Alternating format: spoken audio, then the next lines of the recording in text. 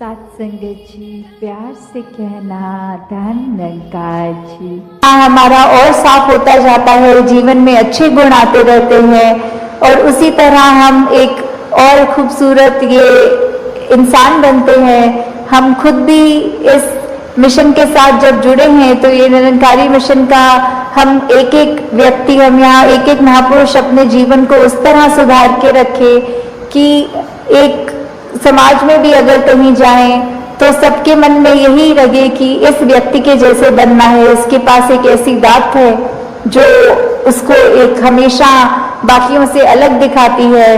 तो इस तरह हमारे कर्म ही जब वो प्रचार का रूप ले ले, हमारी भाषा ही प्रचार का रूप ले ले, हमारे सोच ही प्रचार का रूप ले ले, तो फिर हमारा ये जीवन काल जब तक है और उसके बाद जैसे लोग सुखी पर लोग सुहेला, तो किस तरह ये जीवन भी जीते हुए हमने जहाँ वो ह्यूमन राइट दिल पे हर समय का, और उससे फिर कोई किसी में फर्क नहीं दिखता, कोई ऊंच नीच जाति पाति प्रांति कुछ भी फर्क नहीं, सब अपने हैं, सब ही पूजनीय हैं। तो कैसे ये परमात्मा का वास तो पूरी सृष्टि के कण कण में है और वहीं जो हर किसी में भी, और यही परमात्मा को देखना ब्रह्म ज्ञान है कि इस परमात्मा को जब हर समय के लिए ये दिखाई देगा कि हर जगह ही मौजूद है, तो फिर एक जहाँ अपनी भी चेतनता जाग उठेगी, एक जो सच्ची दात है जो भक्तों ने युगों युगों से समझाई है कि दुनिया भी एक दौलत तो आज है कल नहीं, इसने बदल जाना है, एक माया का रूप बदल जाना है, घर परिवार इस तरह अपने जीवन में सुधार करना है कि किसी ने अगर कुछ गलत कर भी दिया तो उसके लिए भी मन से यही अरदास करनी है कि दातार कृपा करके ये जो भी कमियां हैं हमारे अंदर दूसरों के अंदर वो दूर होती जाए, से हम जब तक वो एक निरंकार जो इस तरह से देखा जाए, अगर एक व्यक्ति दूसरे को देख रहा है तो उनकी आंखों के बीच में भी वो है, वो अपनी पलकों से भी नजदीक है, जैसे बोलते हैं शारक से भी नजदीक। तो इतना करीब होने के बाद जब वो अपनी आंखों से नहीं खुद देखा जाता, वो संतों का संग करने के बाद ही ये दात प्राप्त होती है, जो अपने लिए तो सुखदायी होती भी है और हमारे जीवन में वो ऐसा एक हमारा पल पल बना देती है कि हर पल में सिर्फ ये निरंकार प्रभु परमात्मा का शुक्रिया निकलता है हर समय, और वो भाव कि इसी के ही हमेशा गुणगान करने हैं। फिर बाकी चीजें लगता है कि है सबकी इम्पोर्टेंस अपनी है, पर निरंकार से ज्यादा इम्पोर्टेंट कुछ नहीं, इस परमात्मा से ज्यादा जरूरी कुछ नहीं। मतलब हो रहा है इससे सिर्फ यही बात कि हम जब जीवन काल की यात्रा अपनी जी रहे हैं तो उसमें हमें क्या एक ऐसा जो बोलते हैं कि एक परमानेंट चीज क्या है, कि जो सबसे मजबूत चीज जिसने वो स्थिर है, उसने कभी हमारे उतार चढ़ाव के साथ उतरना चढ़ना नहीं है। जैसे एक तूफान आता है तो हमें बोला जाता है कि कोई ऐसी चीज को पकड़ लो, जैसे पेड़ या कुछ जो अपना जमीन के अंदर इतनी मजबूती से जिसकी नींव गड़ी हो, ताकि वो हवा फिर हमें उड़ा नहीं सकती। हमने एक ऐसी स्थिर चीज को पकड़ लिया है जिसके कारण हम भी वो हवाएं हमको उड़ा के नहीं ले जा सकती। तो ऐसे ही जीवन में हम अपने जीवन को तब तक अपना अच्छे से जीवन जी सकेंगे जब तक हम ये निरंकार के साथ अपने मन से ना जुड़े, तब तक वो एक जीवन भी हमारे उतार चढ़ावों के साथ फिर उथल पुथल मचाता है मन में। तो निरंकार का ही आसरा लेना है, निरंकार में ही अपनी श्रद्धा रखकर ये वो बात करनी है कि हमें ये अब जो स्थिर चीज मिल गई है, जो कभी एक सब किसी भी सिचुएशन में अपनी जगह से नहीं हिलती, तो हम फिर वो एक मजबूती का और सहारा लेते चलते जाते हैं और हमारा मन भी और सहारा पक्का करके एक विश्वास और बढ़ाकर फिर हमारे जीवन में ऐसे भी कोई कर्म नहीं हो पाते जो अपने लिए भी नुकसानदायक हों और औरों के लिए भी नुकसानदायक हों। इसको हम हर पल अपने जहन में अपने ऐसे कर्मों में, अपने भावों में पल पल वो हमें पता भी नहीं लगता कि जिस तरह सांस लेना होता है उसके लिए कोई खास समय अलग से नहीं निकलता, कुछ भी करते हुए हम वो श्वास लेते हैं, वैसे ही ये निरंकार का एहसास हमारे मुख से उस तरह कभी तो शब्द रूप में भी सिमरन निकलता है और कभी अगर कोई अन्य काम में व्यस्त हो तो भी वो एक लिव जुड़ी जिसको बोलते हैं निरंकार के साथ। तो जब वो हो वहां पे हम रहे पूरे समय, तो दिन में कुछ भी करते चले जाएं पर लगातार एक चीज एक कांस्टेंट रहती है, वो है कि ये निरंकार का एहसास। तो जब तक हम वो सिमरन रूप में अपना नाता निरंकार से और गहरा करते जाएं, जितना अधिक से अधिक हो सके मन में भी करें और बोल से भी सिमरन करें, ताकि वही बात कि ये निरंकार ही है जो सही मायने में सब कुछ है और बिना उसके कुछ भी नहीं, और वो खुद भी सब कुछ होते हुए ना उस तरह दिखता है पर फिर भी इतने गुण बिल्कुल निर्गुण होते हुए भी।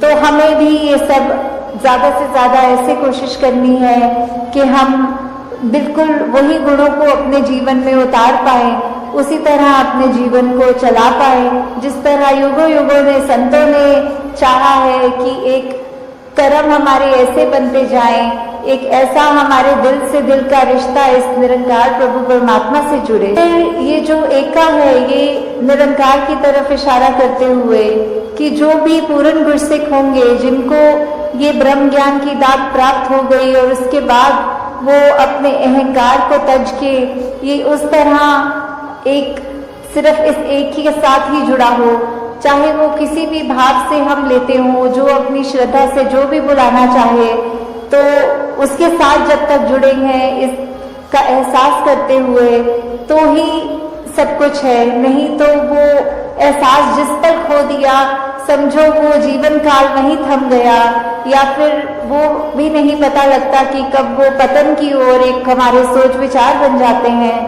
तो हमें किस तरह ये अपने अंदर और मेहनत करनी है कि बस ये एक जो है इसी के साथ और जुड़ते चले जाएं, इसी के साथ अपना हर पल इस तरह बिताएं कि जैसे एक मछली होती है जब उसको पानी से बाहर निकाल दिया जाता है तो कैसे तड़पती है, वैसे ही जिस पल हमें इस निरंकार का चेता भूले उसी समय ये तड़प अंदर से अपने आप वो लिव वापस जोड़ दे। तो इस तरह कोशिश करके अपने जीवन को हम एक उस तरह ढालें कि किसने हमें जहाँ ये निरंकार प्रभु परमात्मा जो अनसंग है, सदा है, कायम है और उसको ना कोई काट सकता है ना उसको कोई गीला कर सकता है, एक ऐसा परमात्मा जो शुरू से था और अंत तक है और उसका कोई अंत ही नहीं है। तो वैसे ही हमें भी उसके साथ जुड़ते हुए अपने जीवन को भी और सुधारना चाहिए। तो उसी भाव से जब एक मर्यादित रूप में सत्संग होती है और सारी वो बातें सबकी सुनी जाती हैं तो अपना मन जहाँ हमारा और साफ होता जाता है, जीवन में अच्छे गुण आते रहते हैं और उसी तरह हम एक और खूबसूरत ये इंसान बनते हैं। हम खुद भी इस मिशन के साथ जब जुड़े हैं तो ये निरंकारी मिशन का हम एक एक व्यक्ति, हम यहाँ एक एक महापुरुष अपने जीवन को उस तरह सुधार के रखे कि एक समाज में भी अगर कहीं जाएं तो सबके मन में यही लगे कि इस व्यक्ति के जैसे बनना है, इसके पास एक ऐसी दात है जो उसको एक हमेशा बाकियों से अलग दिखाती है। तो इस तरह हमारे कर्म ही जब वो प्रचार का रूप ले ले, हमारी भाषा ही प्रचार का रूप ले ले, हमारे सोच ही प्रचार का रूप ले ले, तो फिर हमारा ये जीवन काल जब तक है और उसके बाद जैसे लोग सुखी पर लोग सुहेला, तो किस तरह ये जीवन भी जीते हुए हमने जहाँ वो ह्यूमन वैल्यूज को रखना है, एकत्व, भाईचारा, मिलवर्तन, करुणा, दया, ऐसे अनगिनत जो भी है वो तो रखकर अपने जीवन में हर पल जीवन को जीना है।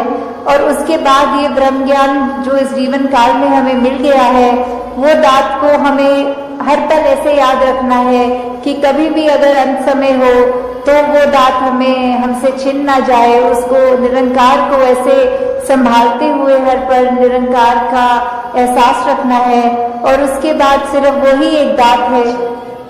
और यहाँ पे भी जो सत्संग के दौरान भी हमने सुना, चाहे वो छोटे बच्चे की ज़बान से हो, चाहे बुज़ुर्गों के, चाहे वो कोई भी तरह का सहारा लिया हो, स्पीच का, गीत का, कविता का, तो सबने एक ही बात दोहराई कि ये जो मिशन हमें क्या शिक्षा दे रहा है, ये ईश्वर परमात्मा पर निरंकार ये हमारे लिए क्या अहमता जीवन में रखते हैं। और हालांकि ये भी उस तरह से देखा जाए तो हम अगर सिमरन कर रहे हैं और निरंकार प्रभु परमात्मा को याद कर रहे हैं तो उसका उद्देश्य क्या है कि निरंकार को तो कोई फर्क नहीं पड़ेगा कि हम अगर निरंकार को याद रख रहे हैं कि नहीं, पर हमें अपनी इस जीवन काल में किस तरह जीना है वो अगर नज़रिए से देखें तो हम सही रास्ते पे हैं कि गलत,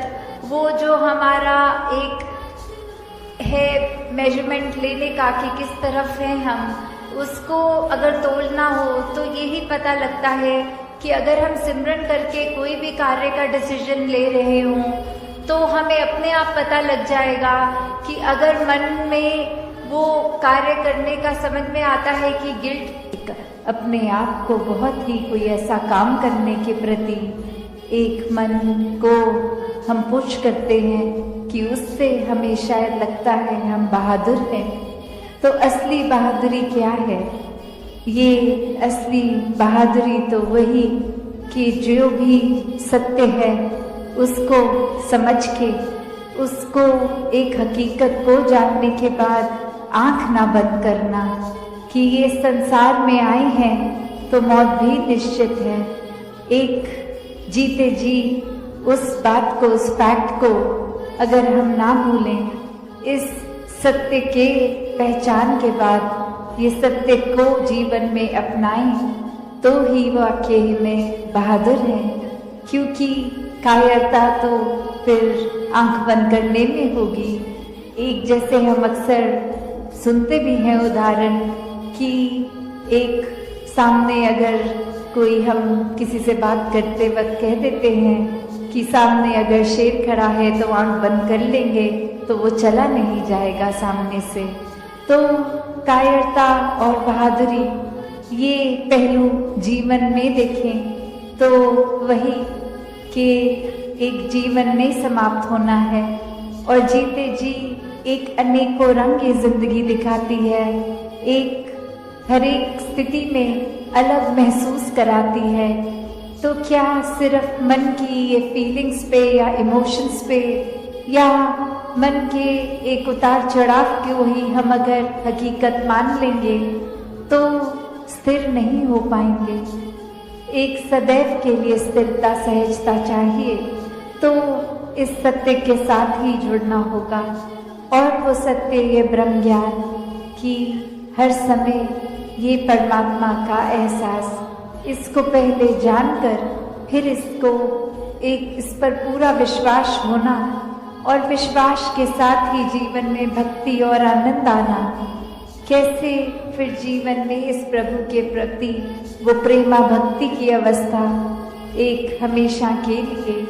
फिर कोई भक्ति में ये नहीं कहा जाता कि दुनियावी काम छोड़ दो, एक जो भी एक साधन है जीविका कमाने का उसको त्याग दो, कहीं दूर चले जाओ, एकांत में चले जाओ।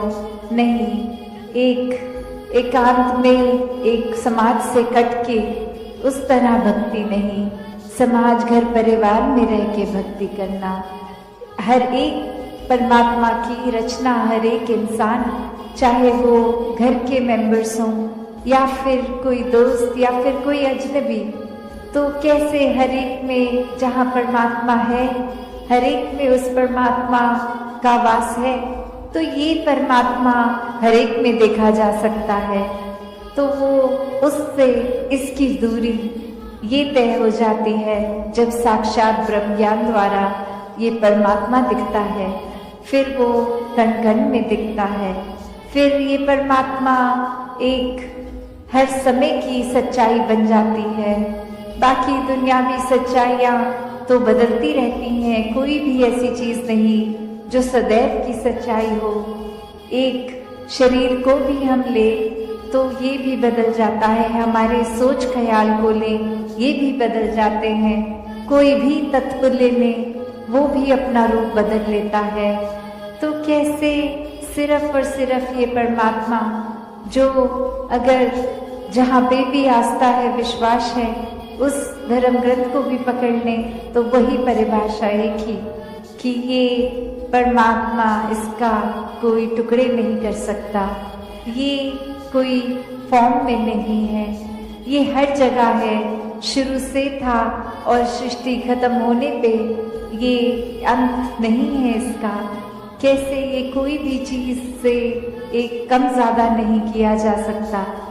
तो जो ये सच्चाई को पहचान लेता है, वाक्य में वो अपनी हकीकत भी पहचान लेता है कि एक शरीर से जुड़ी हुई एक शॉर्ट टर्म, एक छोटे, एक कुछ सालों के लिए कम समय की एक सच्चाई नहीं, पर सदैव रहने वाली सच्चाई।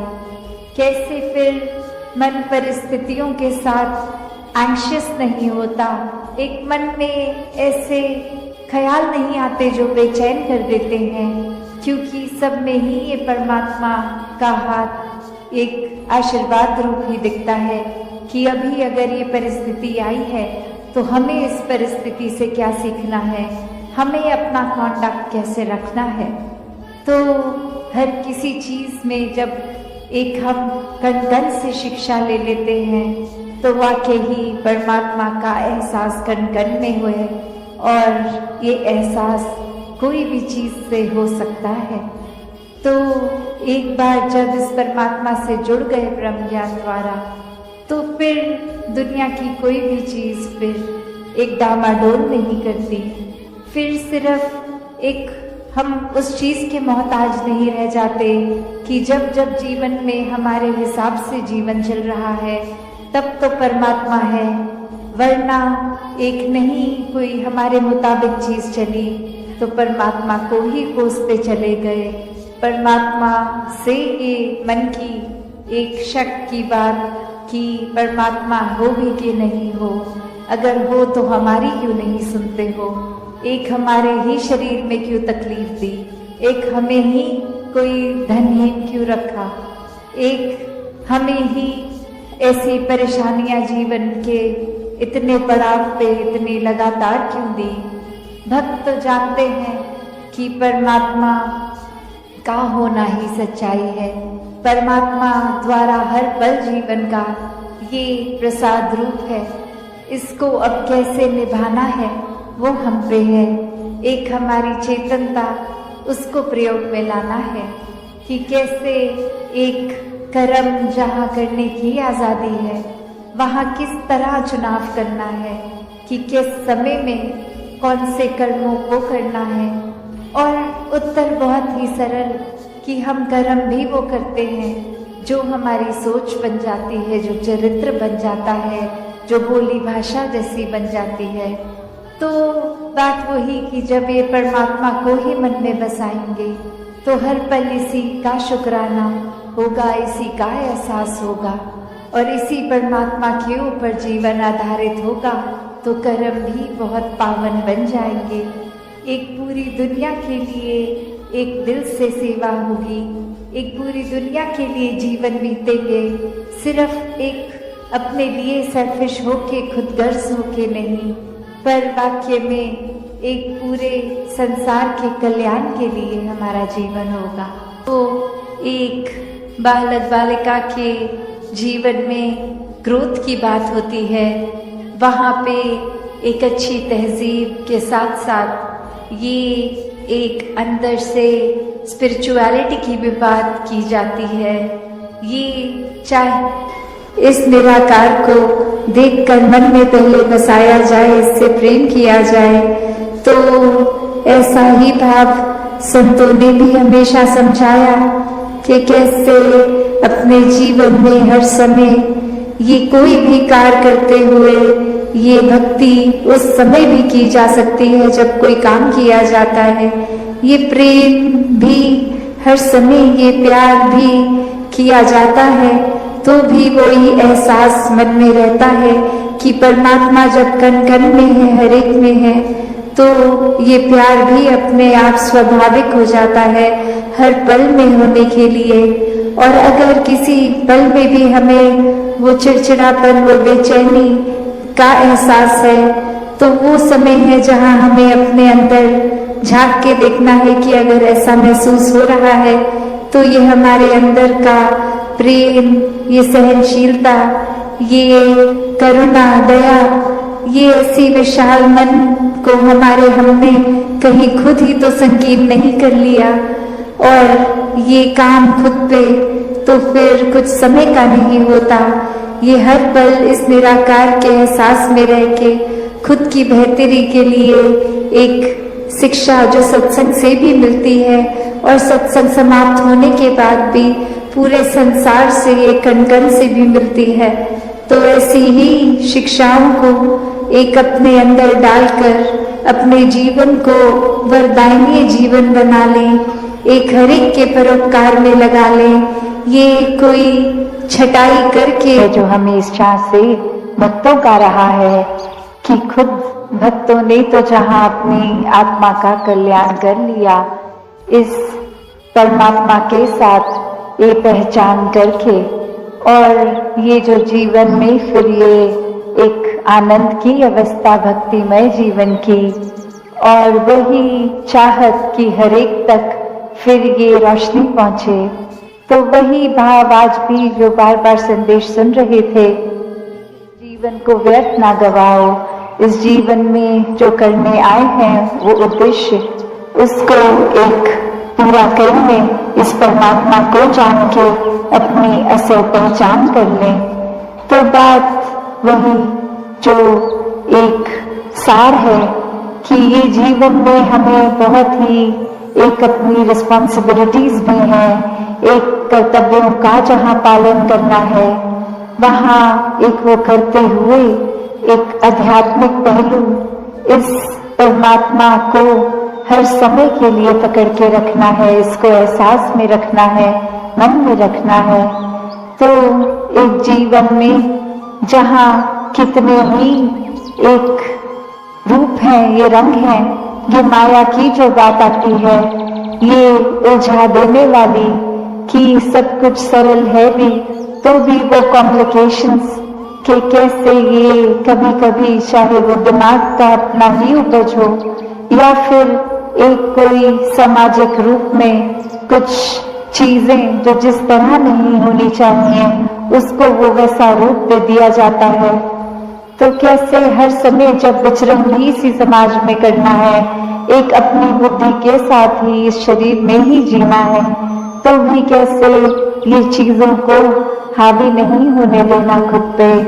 तो ये भरम, भुलेखे, ये भ्रांतियां, ये सुपरस्टिशन, ये तो एक जहां संसार में है, खुद पे उनका रंग कैसे नहीं आने देना। एक इंसान हमेशा जहाँ ये तो सोचता है कि जीवन को एक अच्छा जीवन जीना है, एक हर समय अच्छाई, सुकून महसूस करना है, पर वो कर्म, वो सोच फिर ऐसी है जो बेचैन कर देती है, वो चैन में नहीं रहने देती। एक एक्शंस, एक कर्म ऐसी रास्ते पर चलने लग जाते हैं जो फिर रास्ता एक नीची ही दशा लेके जाएगा, पतन का ही कारण बनेगा। एक मन में जहाँ इंसानियत के भाव होने चाहिए, वहाँ कब वो हैवानी रूप इंसान का ये हावी होकर एक जीवन को कहीं विपरीत ही दिशा ले जाता है। जबकि इस परमात्मा ने ज्ञान बख्श के ये चेतनता भी दी है कि हर समय एक सेल्फ करेक्शन मोड पे खुद को डाला जा सकता है। हर समय जैसे ही ये डगमगाया भी अगर हम, तो कैसे खुद को वापस स्थिर से जोड़कर स्थिर किया जा सकता है। पर ये इंसान तो हर समय फिर वही बात कि एक चाहत तो है कि जीवन में उजाला आएगा, पर फिर वो उजाले को पता भी है प्राप्त करने का एक भक्तों ने रास्ता दिखाया, पर ये अंधकार में ही एक विचरण करने का एक मजा आने लग गया। एक जब पता भी है अक्सर हमें कुछ भी जीवन में कर रहे होते हैं और वो बात ऐसे लगती है कि हाँ ये ख्याल आया तो था पर उस पर कुछ एक्ट नहीं किया, उसको ज्यादा गहराई तक सोचा नहीं, जैसा चल रहा था सब कुछ चलने दिया। तो बात वही वो जो हम कॉन्शियस की बात करते हैं, एक चेतनता की बात करते हैं कि अगर ये कोई बदलाव के लिए एक जीवन में सोच आई भी तो उसको अनदेखा कर दिया, उस पर तवज्जो ही नहीं दिया, एक आई गई बात हो जाती है। तो ऐसे ही इंसान इस संसार में आए तो है एक रूप ये कि ये पता है सब माया है, सब क्षणभंगुर है, कुछ भी हमेशा नहीं रुकना। फिर भी हर एक चीज पे मन इस तरह टिका लेता है कि फिर वो ना होने का दुख एक अंदर से मन को खलता है कि ये सब कुछ हासिल होना चाहिए था और वो नहीं हासिल हो पा रहा। तो फिर उसके ही गम में वे रहकर तो एक कहानी भी इसी प्रकार की कि कहाँ एक इंसान उठता है सुबह और जाके जिस जिस व्यक्ति को अपने घर के बाहर देखता है सबको जा जाकर बोलता है कि मैंने तो सब राजपाट छोड़ दिया है, एक मैंने सब चीजों को सुख सुविधाओं को अबांडन कर दिया है, ये एक मैं इतना बड़ा राजा और फिर कुछ भी अब मैं उस तरह हूँ नहीं, अपने पास एक लग्जरियस लाइफ रख रहा हूँ। और वही व्यक्ति के जो ये सुनने वाले उनकी जहाँ वो हंसी भी निकलती है कि आप तो यहीं रहते हैं, आप तो कोई महल में नहीं रहते, आप तो कहीं के भी राजा नहीं हैं। तो ये त्याग की बात आई कहाँ से, क्योंकि कोई राजपाट तो था ही नहीं, वो त्यागा फिर कैसे। और फिर वह व्यक्ति बोलता है कि ये सब कुछ था सपने में मेरे पास और उठ के अब मुझे एक लगा कि मुझे वो चाहिए नहीं, मैंने छोड़ दिया। तो सोचने वाले जो सोच रहे हैं वही बात हमारे जीवन पे भी लागू है कि ये रोज उठकर हम भी वही सोचते हैं कि एक हमने कुछ छोड़ दिया है, ये जो अंधकार का जीवन है ये हमने छोड़ दिया है और हम एक रोशनीमय जीवन में एक उजाले में अब मुख रख रहे हैं। पर वही बात कि कैसे भरम वो लिखे कि ये सपना जहाँ भरम था सच्चाई थी भी नहीं, कोई राजपाट था ही नहीं, तो उसका त्याग करना भी कोई त्याग हुआ। ये तो फिर बात वही कि कुछ अगर है नहीं तो उसको मान लिया कि हमने वो चीज ही छोड़ दी।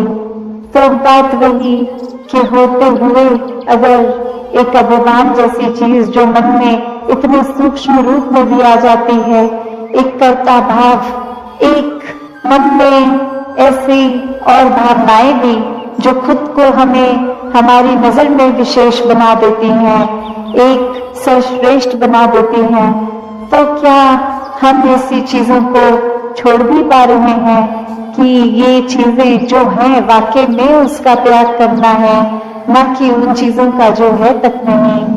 तो कैसे फिर एक बात वही आ जाती है कि एक शायर ने भी बखूबी लिखा कि दुख ये नहीं कि अंधेरे से सुलह कर ली हमने, मलाल ये है कि सुबह की अब तलब भी नहीं। तो कैसे एक इतने समय से ये आत्मा भी जहाँ शरीर बदल बदल के एक रूप अंधेरे का ये भ्रमों में जीने का, या फिर अगर इस जन्म की भी बात करें, कैसे एक हर समय परिवार समाज इत्यादि जो जो भरम बुलेखे बोलते गए, एक सच्चाई ढूंढने का भी इस मन को एक रुझान नहीं आया कि क्या हर कोई जो कह रहा है वो अंधाधुंध बात माननी है या कोई सच्चाई के लिए ये जिज्ञासा, ये क्यूरियोसिटी रखनी है।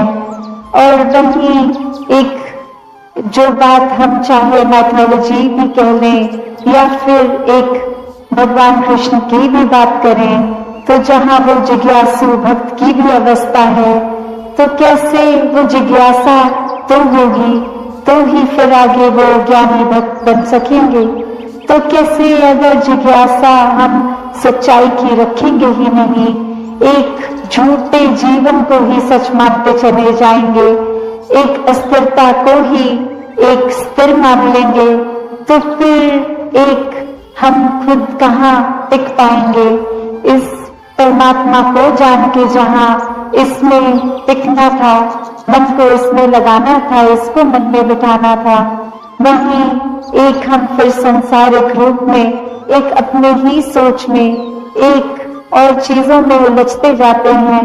फिर एक मन में एक कुछ भी अपने आंकड़े लगा, वो फीकी सी एक उसके साथ महसूसियत होने लगती है, और कैसे फिर मन गे डगमगाने लगता है, सोच विचार हावी हो जाते हैं, फिर मन में वो चैन और सुकून का भाव कहीं ना कहीं खो जाता है। तो ये निराकार पे जब भी अपने मन को केंद्रित जो भी करता है, तो वो भाव मन के कि ये आनंद की अवस्था से मन विभोर, तो कैसे एक अपने जीवन में हमें हमेशा इस निराकार के ही एक सोच इसी के ऊपर आधारित, मन के भाव इसी पे आधारित, और दिल से फिर ये जो प्यार पूरे संसार के लिए एक संत जनों की शिक्षाओं पे आधारित जीवन बनाकर जिया जाए। वरना तो संसार में आज हम देखते हैं तो लोग कोई भी चीज से बहुत आसानी से भ्रमित कर देते हैं, एक बात बोलकर कि वो जिसको हम रूमर्स का नाम देते हैं कि किसी ने कुछ कह दिया वो सच है नहीं है।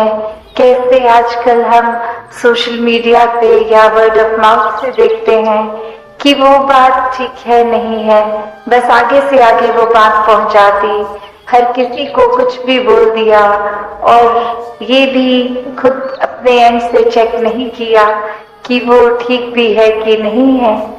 दासी ने एक उदाहरण कुछ समय पहले आपके चरणों में रखा था, और वही कहानी फिर से कि कैसे एक कॉलेज में एक दूसरे देश का किसी व्यक्ति ने परफॉर्म करना, और वहीं वो भाषा जो व्यक्ति इस्तेमाल करते थे, बाकी अन्य वो स्टूडेंट्स उस भाषा को समझते ही नहीं थे।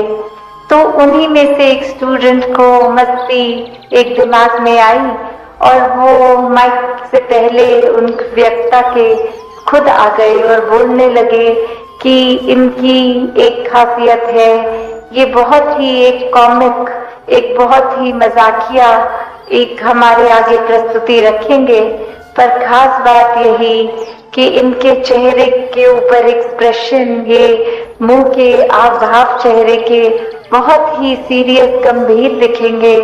हो सकता है एक हमें उनकी आवाज टोन से लगे कि ये गुस्सा भी हो रहे हैं, पर ये सब कुछ एक मजाकिया ही इनकी प्रस्तुति है, तो बार बार इनकी प्रस्तुति के बीच में हंसते रहना है। और ऐसा वो व्यक्ति बोलकर उतर गया, और अब वो परफॉर्मर आए, और वो जब अपनी एक स्पीच, एक अपना कला पेश करने लगे, तो सभी विद्यार्थी हंसने लग गए, और वही वो चेहरा और गंभीर होता गया कि मैं इतना सीरियस कोई मैसेज दे रहा हूँ, विद्यार्थी तो सभी हंस रहे हैं, पर वहाँ विद्यार्थियों के ऊपर ये प्रभाव इस एक स्टूडेंट का छोड़ा हुआ कि इसमें तो हंसना ही है, और पूरी परफॉर्मेंस में वो कहीं ना कहीं अपने आप से बीच में हंसते चले गए। और अब वो परफॉर्मर अंत में इतना उसमें गुस्सा आ गया, वो स्टेज को ही छोड़कर चला गया, और उसके एग्जिट पे भी विद्यार्थी और जोर से हंस रहे। तो वो भाव क्या कि एक व्यक्ति ने कैसे एक हर एक को जो बात तो कुछ ऐसी थी नहीं, वो परफॉर्मर भी कोई मजाकिया अदाकारी नहीं, कोई एक बहुत ही गंभीर मैसेज, सोशल मैसेज देने आया। और किसी में भी वो, क्योंकि एक कान में बात किसी एक व्यक्ति द्वारा गई कि ये ऐसा नहीं ऐसा है, तो हमने अपने दिमाग की वो परसेप्शन वैसे बना के उसी के ऊपर अपने मन के भावों को मोड़ लिया कि उस एक व्यक्ति ने जैसा कहा है तो ठीक ही कहा होगा। तो वैसे ही एक संसार का वातावरण कि एक व्यक्ति ने कुछ कहा और हमने फिर, चाहे वो संदेश क्या मिल रहा है क्या नहीं, उसको छोड़ के बस अपने दिमाग में जो धारणा पहले से बनाई थी उसी धारणा को लेके आगे अपना व्यवहार बदल दिया। तो इस पूरे स्टोरी में जो भाव है कि दुनिया में तो एक भ्रमित करने वाले बहुत ही मिलेंगे, हर किसी ने अपनी मान्यताओं के, अपने एक्सपीरियंस और कुछ एक स्वभाव भी कभी कभी अड़चने डालने वाला किसी का, तो उसने अपने मुताबिक अपना फायदा देखते हुए ही एक ऐसा कह देना है कुछ, तो वो एक भ्रमित करने वाले तो हैं, पर वो गलती किसकी आती है जो वो भ्रम में पड़ जाए। जब हम महापुरुष होकर, एक ब्रह्मज्ञानी होकर, तो भी अगर हम भटक जाते हैं किसी के कुछ कहने पे, तो फिर ये चेतनता कहाँ है।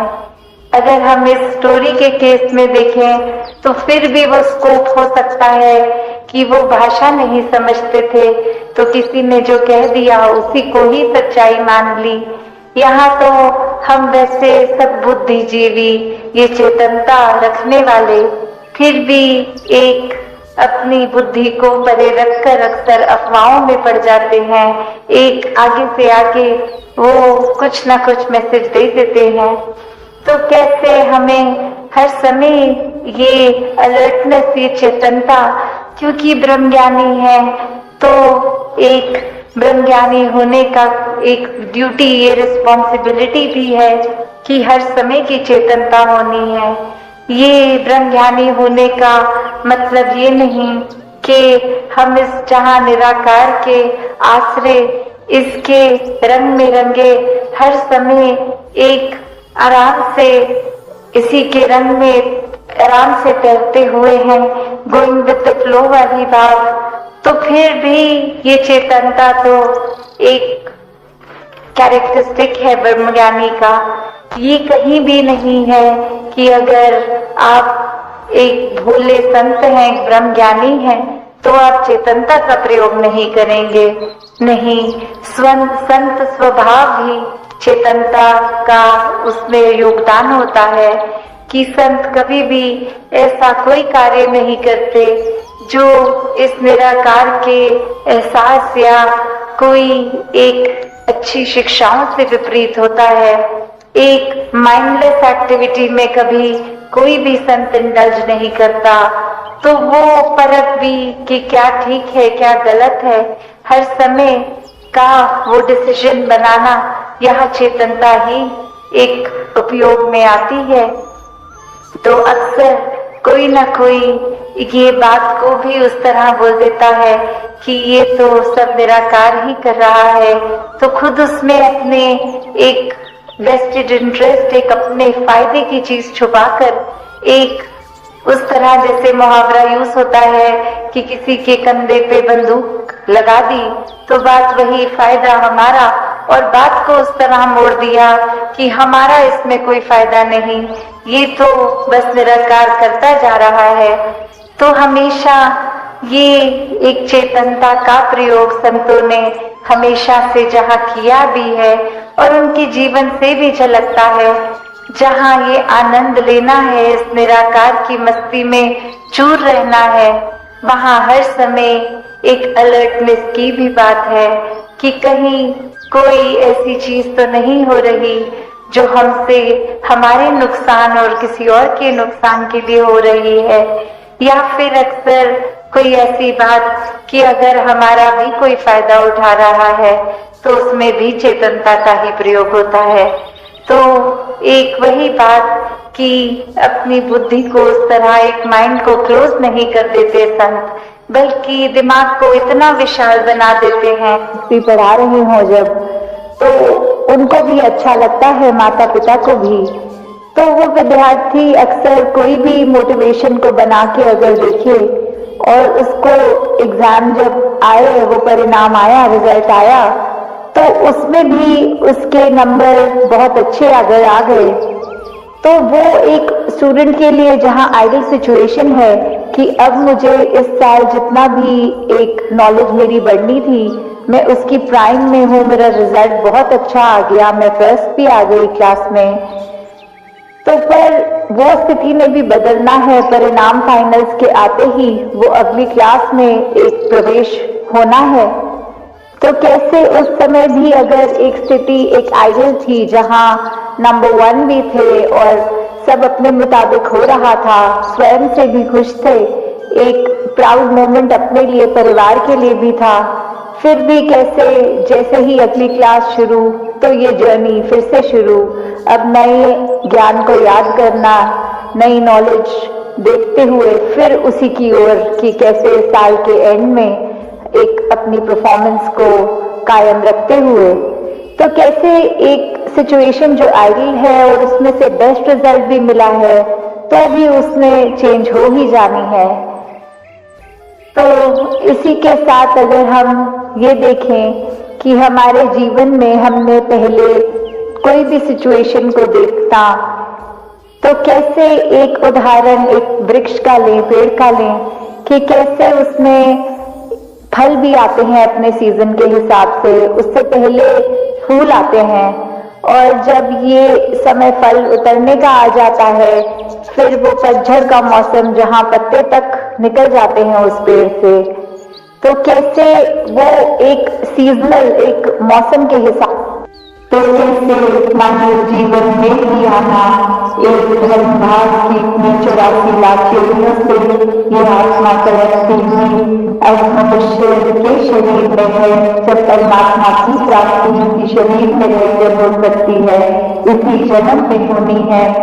तो ये एक मुबारक बात, एक जीवन, और अब इस जीवन को पूरी तरह ऐसे ही जी सकते हैं जो मनुष्य ने इस परमात्मा को देख लिया, ये ब्रह्म ज्ञान द्वारा निराकार के दर्शन करके फिर जीवन में हर ज्ञान को जीना, इस निरंकार के एहसास में सेवा सुमिरन सत्संग करते हुए जीना, जहाँ किसी को उनको ये नहीं बोलना पड़ा कि हमारे जीवन को देखो, हमारा जीवन कितना अच्छा है, पर औरों ने खुद ही ये देखा कि जो परमात्मा से जुड़ गए हैं ब्रह्म ज्ञान द्वारा, उनके जीवन से कितनी ज्यादा शिक्षा मिलती है। एक वो वाक्य भी मनुष्य के सिर्फ शरीर में जी नहीं है, एक मनुष्य का असली जीवन जी रहे हैं, सारे मानवीय गुण उनमें हैं, जो ये गुण उनमें हैं, वो सिर्फ एक प्रेरणादायक कि सिर्फ उनके जीवन को ही वो जी रहे हैं परमात्मा से जुड़कर भक्ति में रहकर, और वही अन्य व्यक्ति भी उनके जीवन को देख रहे हैं और यही इच्छा आ रही है कि इनके जैसा ही जीवन हमारा भी हो जाए। तो ऐसा जीवन जीना कोई किताबी बातें नहीं है, या फिर कोई वो बात नहीं है कि पहले त्रेता में, सतयुग में, द्वापर में ही ऐसे जीवन जिए गए। अभी अगर आज के दौर में भी देखें तो ऐसा जीवन भक्त आज भी जीते हैं, जो चाहे रहते तो इस संसार में ही है और संसार को त्याग के भक्ति नहीं करते। इस संसार में इसी घर गृहस्थी में भक्तौलत एक रूप जो भी हो, चाहे वो और बड़ा हो छोटा हो, उसी रूप में रह के परमात्मा का धन्यवाद भी ग्रहण करते हैं। वही एक परमात्मा के रास्ते अपने जीवन को हर तरफ चलाते हैं कि वो परमात्मा ने दिया, उसी में शुक्राना, ये परमात्मा का धन्यवाद। तो कैसे अपने जीवन को हर कोई एक ज्ञान की रोशनी से एक बहुत ही सहज और सरल जीवन जी सकता है, जिस जीवन में दिखावा मात्र नहीं रह जाता, एक असली सच्चाई से इस परमात्मा को जोड़कर जीवन में खुद भी एक अपने रोशनी भी करा जा सकता है। फिर वो मन का ठहराव अपने आप आ जाता है।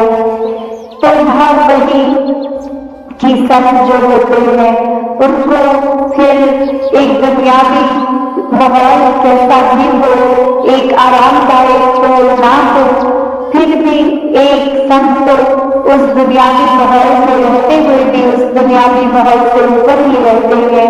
एक आनंद की अवस्था में हर स्थिति में खुद को एडजस्ट करते हुए कि एक जहाँ स्थिति जो है उसको अगर वो सही नहीं करनी है तो उसमें प्रयत्न करना है, एक अपने दुनियावी रूप में अचीवमेंट सपने बनाकर उस तरफ चलना है।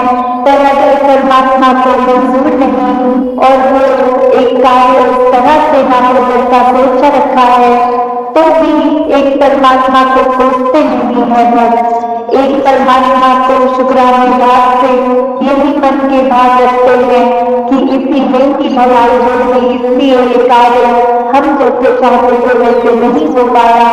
तो कैसे अपने जीवन को भक्तों ने हर समय इस परमात्मा के ही आसपास केंद्रित रखा कि एक दुनिया में हर दिन कैसा भी समय आ सकता है, पर ये परमात्मा ही है जिसके आश्रय एक अच्छा और बुरा समय दोनों ही आराम से कट जाते हैं। जहाँ फिर ये मन में सोच नहीं आती कि एक जीते जी बेचैन है और जीने के बाद जब ये मौत हो जाएगी तो इस आत्मा का क्या होगा, क्योंकि जिन्होंने जीते जी इस परमात्मा को जान लिया, देख लिया, इसके साथ जीवन का हर पल अपना जिया, तो उनको पता है वो चैन से जी रहे हैं और जो चैन से ही जीता है वही चैन से मरता है। और कैसे ये आत्मा तो जीते जी जहाँ चैन मिल गया, अपनी असली घर का पता चल गया, एक क्या है ये आत्मा वाक्य में, सिर्फ शरीर नहीं है, एक आत्मा तो इस परमात्मा का अंश है। जब ये पता चल जाता है तो आगे एक लोक सुखी पर लोक सुहेला वाली अवस्था कि इस परमात्मा ने तो जहाँ पूरी सृष्टि बनाई वहाँ इंसानों को सभी को सेम, वो चाहे फेशियल फीचर्स हों, वो चाहे और एक जो ब्रॉडर टर्म में बोलते हैं कि टांगे हाथ सब एक जैसा एक समान ही दिया है। तो कैसे फिर एक इंसान की शरीर में भी अगर कोई है तो वो अपने आप को इंसान कहलाने लायक नहीं है, वो सिर्फ ये बंदगी की जहाँ बात, ये ह्यूमन वैल्यूज, ये ऐसे अच्छे गुण एक इंसान को इंसान बनाता है, उसके गुण। तो अगर उसके अंदर एक अच्छे सद्गुण हैं तो वो वाकई ही एक इंसान है, और अगर नहीं है तो फिर वो वाकई ही एक इंसान कहने के लायक नहीं है। और ये कैसे फिर पता लगे कि जहाँ हर एक को एक जैसे ही, जब इस परमात्मा ने पैदा होकर के किया तो सबका मन एकदम साफ, और वो जैसे बच्चों को कहा जाता है एक साफ स्लेट की तरह, तो कैसे लाइफ लॉन्ग जैसे जैसे माया ने अपना असर एक इंसान पे करना शुरू कर दिया तो उसकी नजर के आगे वो तरह तरह के चश्मे भेदभाव के, बायसनेस के, और ऐसे ही अपने मन के अहंकार के। तो ये सब जैसे एक बच्चा धीरे धीरे बड़ा होता गया तो उसने अपने अंदर जब बिल्कुल ही मानवीय गुणों को तज दिया तो फिर एक उसने अपनी बंदगी खो दी, एक जो उसकी प्योरिटी थी, एक डिग्निटी। जैसे एक किसी को देखते हैं और बोलते हैं कि इसका चेहरा देखो एकदम नूर टपक रहा है, तो कैसे वो जो एक होती है इनोसेंस, वो धीरे धीरे सिर्फ देखने के लिए नहीं, पर एक कैरेक्टर से जब लूज हो जाती है तो फिर वही है कि बंदे विच बंदगी दा घाटा, कि इंसान है तो सच्चे इंसान मानवीय गुणों को अपनाकर ही बन पाएंगे। इस परमात्मा का एहसास, इस निरंकार, इससे जुड़कर ही ये मानवीय गुण हमेशा हमारे अंदर रह पाएंगे।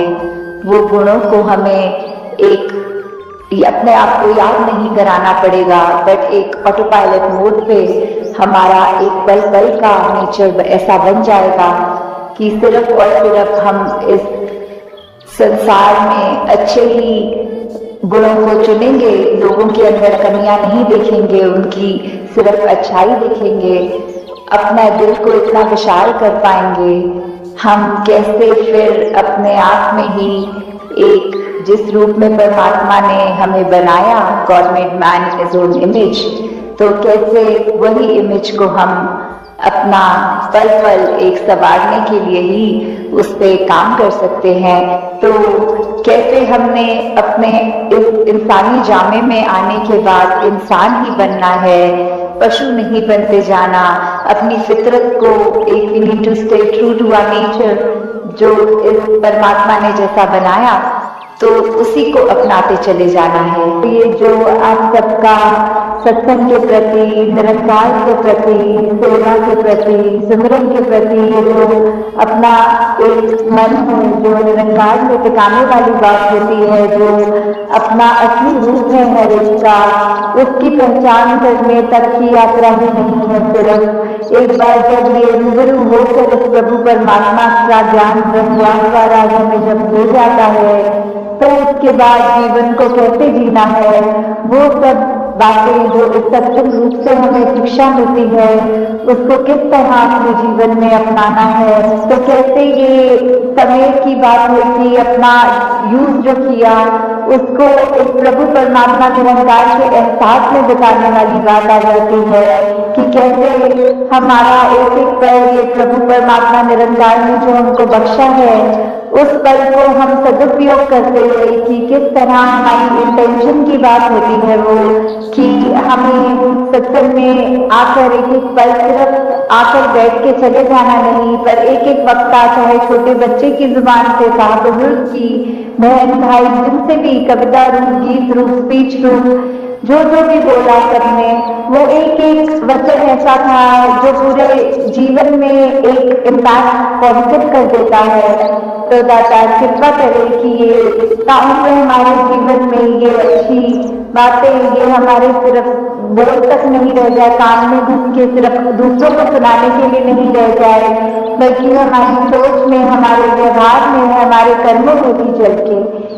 तो ये पंक्तियों में जिस तरह ये बात हो रही है देववाणी में कि ये सुख की बात है, ये जो हर एक को जो अपने जीवन में सुख की प्राप्ति करने के लिए क्या एक रास्ता अपनाना है, जिस तरह अभी सत्संग की भी बात हुई, उस तरह यही कि युगों युगों से देखा जाए तो संतों का तो दिल ऐसा ही हुआ है जो सिर्फ अभी की बात नहीं है, चाहे कलयुग हो, सतयुग हो, द्वापर हो, कोई भी समय पे है, कि संतों ने तो हमेशा यही चाहा है कि एक जो हर एक को कैसे मन में चैन दिया जाए, हर एक को किस तरह अपने असली रूप में परमात्मा का दर्श दीदार करा दिया जाए, और कैसे उस तरह फिर एक जो पहचान कराई जाए, अच्छे गुण दिए जाए, उसी में ही एक ये परमानेंट सुख छुपा है। छोटे छोटे सुख तो कहीं ना कहीं हर समय में मिल जाते हैं, पर ऐसा कौन सा सुख है जो हर समय एक जैसा ही हो और उस सुख में कुछ बढ़ा ना जाए, कोई घटा ना जाए। तो वो वाला सुख जो एक ब्लिस की अवस्था होती है, जो एक चैन से भी ऊपर उठ के, खुशी से भी ऊपर उठ के जो वो सुख है, तो वो सुख सिर्फ तभी मिल सकता है जब हम संतों का संग कर लेंगे। संतों का जब तक संग हमारे जीवन में आएगा नहीं, तब तक हम कैसे अपने जीवन को उस मुकाम तक लेकर जाना संभव नहीं होता, क्योंकि संत ही है जो हमको प्रेरणा देते हैं हमारे जीवन को सुधारने के लिए। और एक बार हमें वो जब पता लग जाता है कि ये क्या सच्चाई है, तो हम अपने जीवन में एक वो परमानेंट सुख, एक जो हर समय रहने वाला सुख, उसको प्राप्त कर लेते हैं। हाँ जी। भला सोच से जो औरों का खुद अच्छे बन जाते हैं, सच्चाई के साथ रहें तो खुद सच्चे बन जाते हैं। तो ये सच्चाई जो हमेशा के लिए ही सच्चाई है, जैसे कोई सच्चाइयाँ ऐसी हैं जो अभी हैं, कुछ पल के बाद नहीं है। जैसे अभी अगर रात्रि का समय है तो कुछ घंटों के बाद वो झूठ हो जाएगा, क्योंकि वो दिन हो जाएगा। तो ऐसी कुछ सच्चाइयाँ कुछ समय के लिए रहने वाली सच्चाइयों की यहाँ बात नहीं हो रही। वो बात ही कि कैसे एक निरंकार प्रभु परमात्मा, यही सच्चाई ये तब भी थी जब ये ब्रह्मांड बना नहीं था, ये धरती बनी नहीं थी, और ये तब भी रहेगा जब सब कुछ खत्म हो जाएगा। हर कुछ जो माया का रूप है, उस रूप से हटकर जो भी है वो सब निरंकार है, वही एक ही सच्चाई है, कायम दायम रहने वाली सच्चाई। तो उस सच्चाई से जितने ज्यादा हम जुड़ेंगे, हमारे अपने मन के भाव उन गुणों को अपनाएंगे कि कैसे ये हम इस निरंकार जैसा बनता और जाते रहे, जैसे विशालता का जिक्र आता है, और भी जो भी हमारे को गुण समझ में आते हैं कि हर एक गुण इस निरंकार में स्वयं है, और वैसे ही हम उतना ही हमारा भी मन सच्चा होता जाएगा, जितना हम खुद सिमरन रूप में, संगत रूप में, सेवा रूप में इस निरंकार से जुड़ते चले जाएंगे। तो वो नेचुरली वही बात कि हमारे मन में भी वही सच्चाई अपनी पकड़ और बनाएगी, और हमारा मन भी फिर कुछ और गलत चीजें सोचने के बजाय सिर्फ ये सच्चाई से ही जुड़ता चला जाएगा।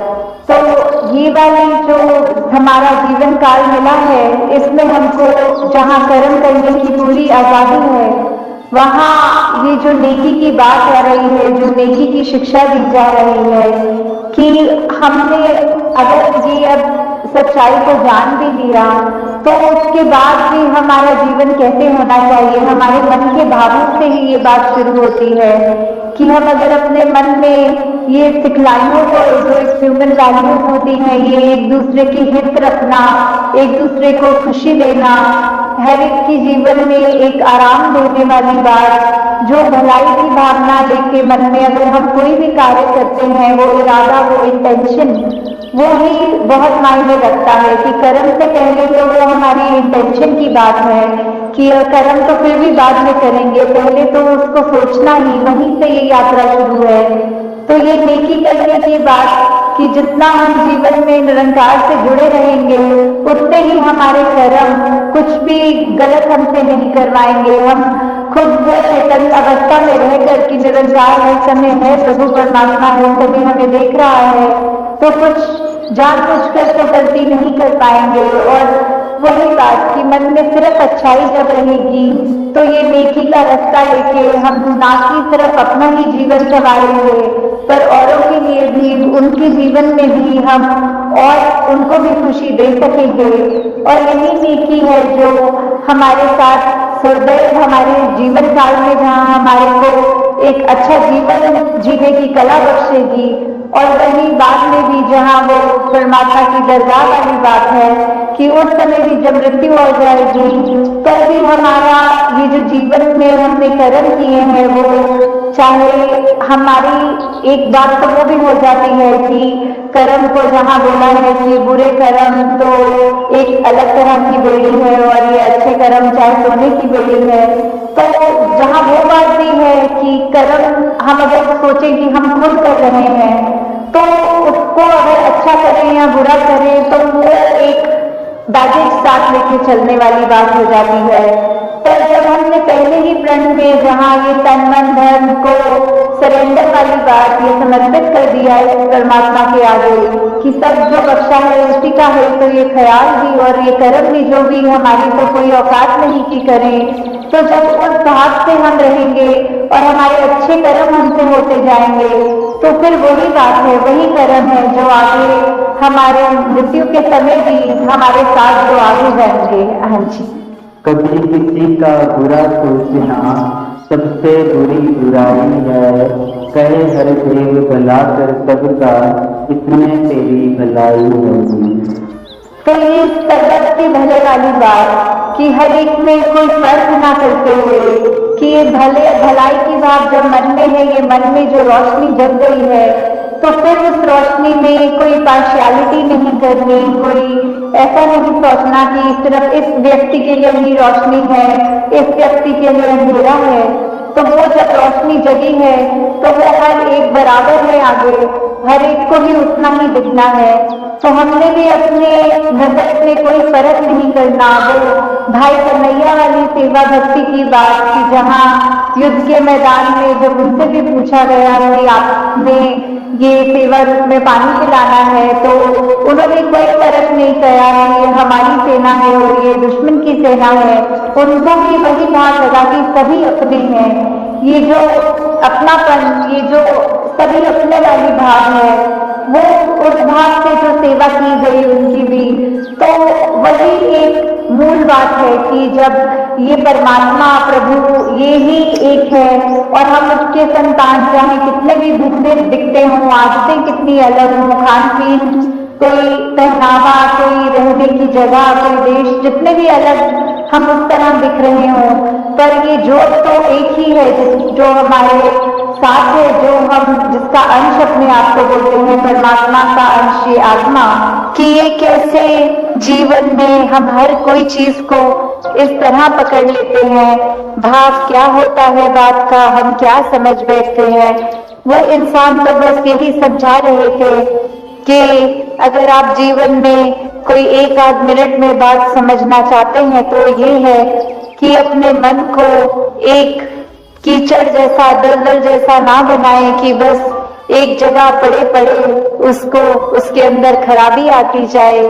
एक स्वच्छ रहें, बहते चलें, एक दिमाग को छोटे दायरे में, दिल को छोटे दायरे में ना बांध के रखें, बहते चले जाएं। ये निराकार इतना विशाल है, इसके जैसे मन को विशाल करते जाएं।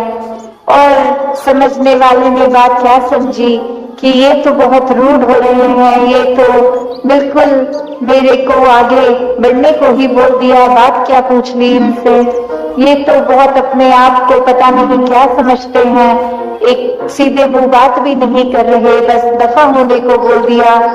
तो बात वही, अक्सर कोई इंसान क्या बात बोलता है, हम क्या समझते हैं, हम उसको सच मान के और फिर पकड़ के बैठ जाते हैं कि उस इंसान ने ये शब्द बोला था, चाहे वो शब्द किस भाव में बोला हो।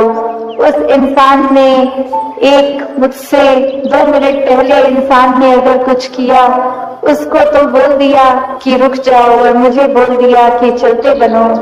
तो बात क्या है, जो बात उस इंसान के हिसाब से उसके हित में है उसको बोली जा रही है, जो दूसरे के हिसाब से है उसको।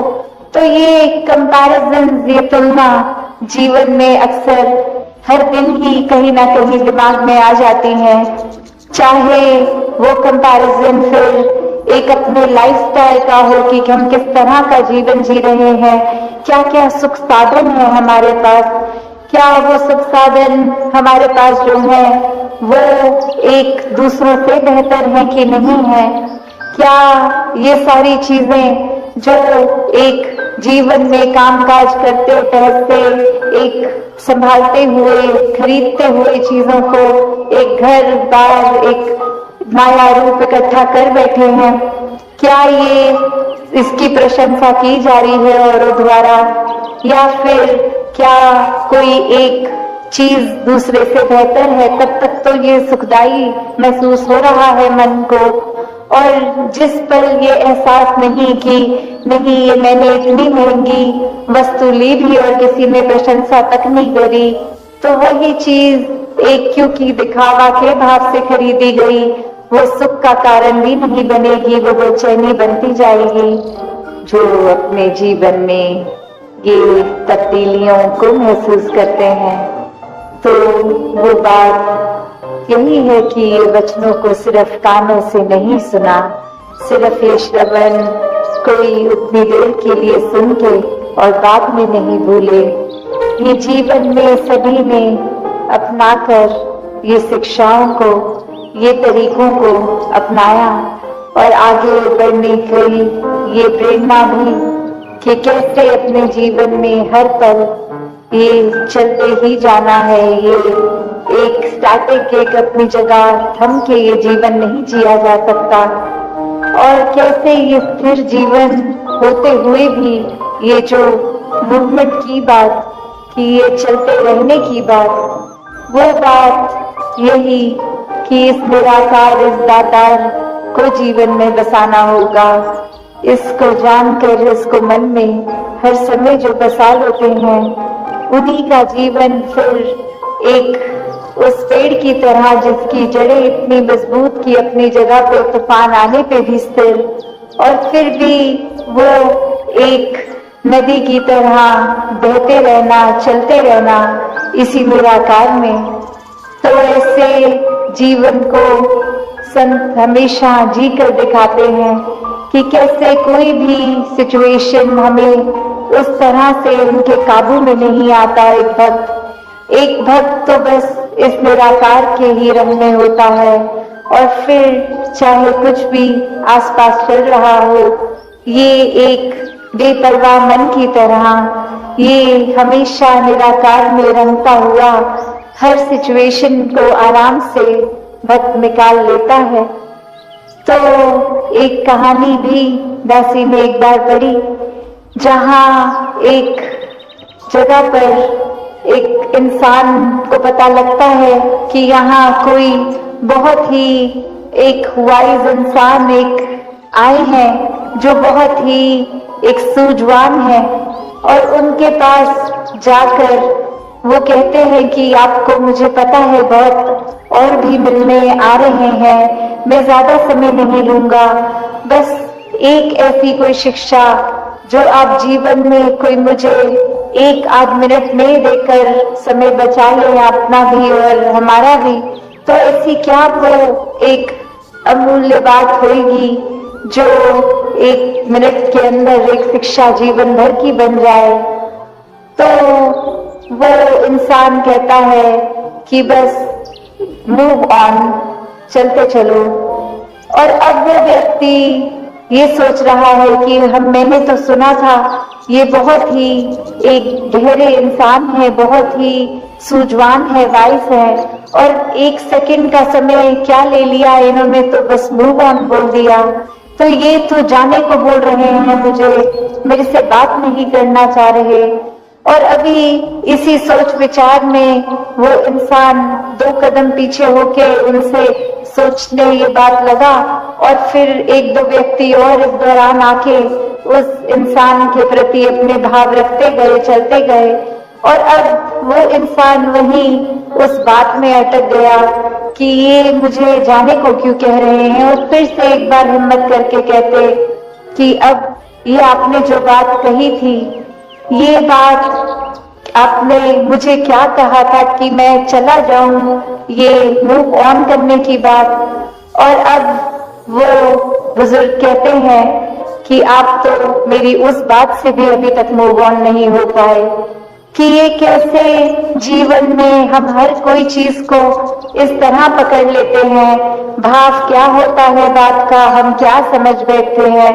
वो इंसान तो बस यही समझा रहे थे कि अगर आप जीवन में कोई 1-8 मिनट में बात समझना चाहते हैं तो ये है कि अपने मन को एक कीचड़ जैसा, दलदल जैसा ना बनाएं कि बस एक जगह पड़े पड़े उसको उसके अंदर खराबी आती जाए।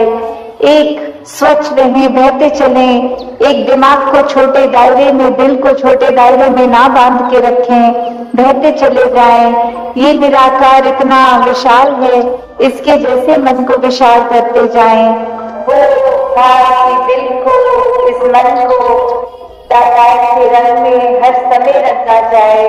ये जो संत है, महापुरुष हैं, इनकी चरण रज, इनके जो भी बातें सुनने को मिल रही हैं, इनसे शिक्षाएं, वो सुन सुन के अपने जीवन पे सुधार करना, कैसे मन से सिमरन, पैरों से सत्संग और हाथों से सेवा, ये हर कोई जब करता जाता है तो भी ब्रह्म ज्ञान को जीते हुए जैसे कण कण से शिक्षा ले लेते हुए अपने जीवन के हर पहलू में एक एक समय में उसको कैसे जिया जाए, उस घड़ी को वो ब्रह्म ज्ञान जीना है कि जब इस निरंकार को याद रखते हुए कोई भी काम करेंगे और वो सारे पलों से ये जिंदगी बनी है, तो हर पल में जब ये दातार है तो पूरी जिंदगी ये दातार है।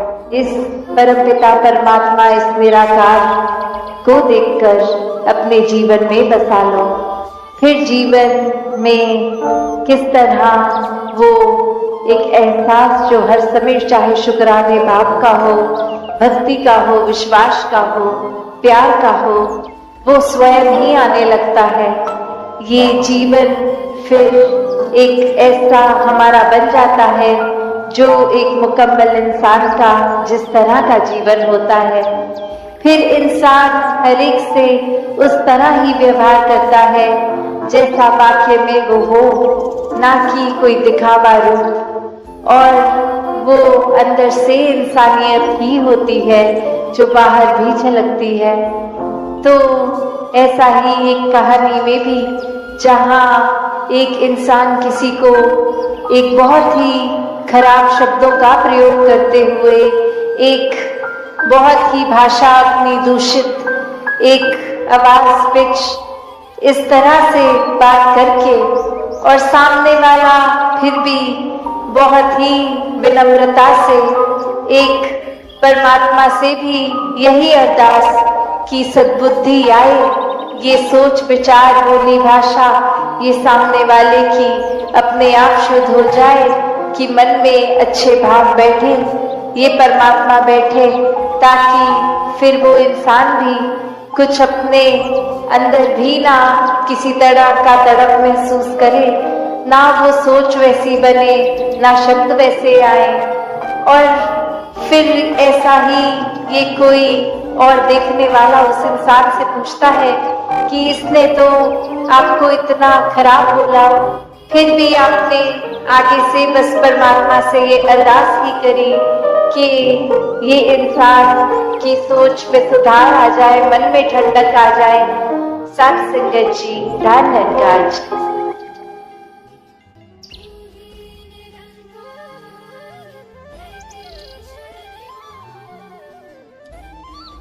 संगत जी, प्यार से कहना धन निरंकार जी कि कैसे आप सब ये परमपिता परमात्मा निरंकार ये घट घट पे जो बसा है, अभी शब्द भी जैसे आया कि हर एक में हमने क्या देखना है कि ये निरंकार की जो अंश है, ये आत्मा हमारे अंदर है और हमारे जीवन का लक्ष्य है अपनी आत्मा को परमात्मा से मिलाने का।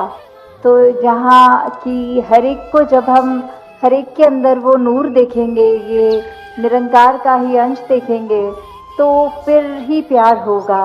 नहीं तो वो पॉसिबल नहीं हो पाता कि अगर हम जैसे यहाँ बैठे हैं, किसी का नाम तक भी नहीं जानते, या कोई और अभी कोई दूसरे देश में कोई बैठा होगा जिसको कभी ना मिले हैं ना मिलेंगे, तो कैसे पूरी सृष्टि से ही हम उस तरह प्यार कर सकें। तो वो केवल तभी हो सकता है जब हम ये रचनहार, ये परमात्मा निरंकार से ही प्यार करें। तो अपने आप वो हमारी आंखों के आगे ज्ञान उजाला जब हो जाता है तो सब कोई एक समान दिखता है, फिर वही प्यार आता है। और ये संतों ने भी युगों युगों से ऐसे ही बताया है कि अगर हम जी रहे हैं तो हमें नफरत नहीं करनी, प्यार करना है। और वो प्यार जैसे कबीर जी ने भी कहा है कि 2.5 अक्षर प्रेम के, तो वही बात कि हम अपने सिर्फ आप से तो पहले करें, उससे पहले इस निरंकार प्रभु परमात्मा को देखकर हर एक से वही प्यार एक्सटेंड करें, तभी हर चीज़ और प्यारी लगती है। कि अगर हम कुछ किसी से मिल रहे हैं और वो बिल्कुल एक अजनबी है, तो भी उसके लिए मन में पहली फीलिंग ही वो प्यार की आएगी, क्योंकि ये जो परमात्मा ने दिल बनाया है उसको आइडियली सिर्फ प्यार करने के लिए ही बनाया है।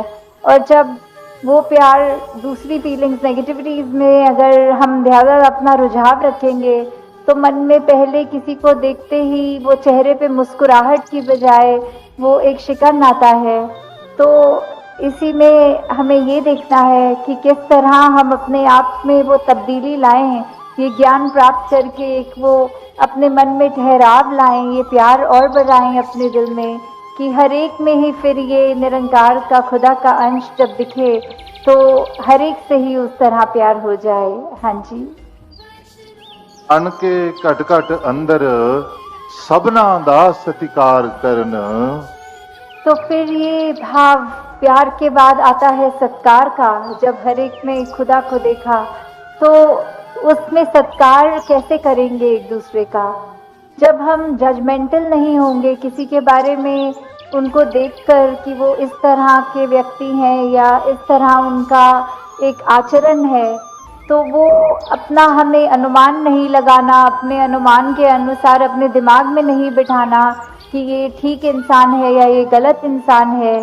जब वो जिस दिन जजमेंट्स खत्म हो जाती हैं तो मन में फिर वो सत्कार की भावना एक आती है हर एक के प्रति, कि किस तरह हर कोई ये सत्कार का पात्र है, क्योंकि इतनी बड़ी दात ये निरंकार परमात्मा जिसके भी हिस्से में है और बाकी भी जो अभी अपरिचित हैं उस ब्रह्म ज्ञान से, तो हर एक में जब वो देखेंगे तो मन सिर्फ वो प्यार करेगा, सत्कार करेगा।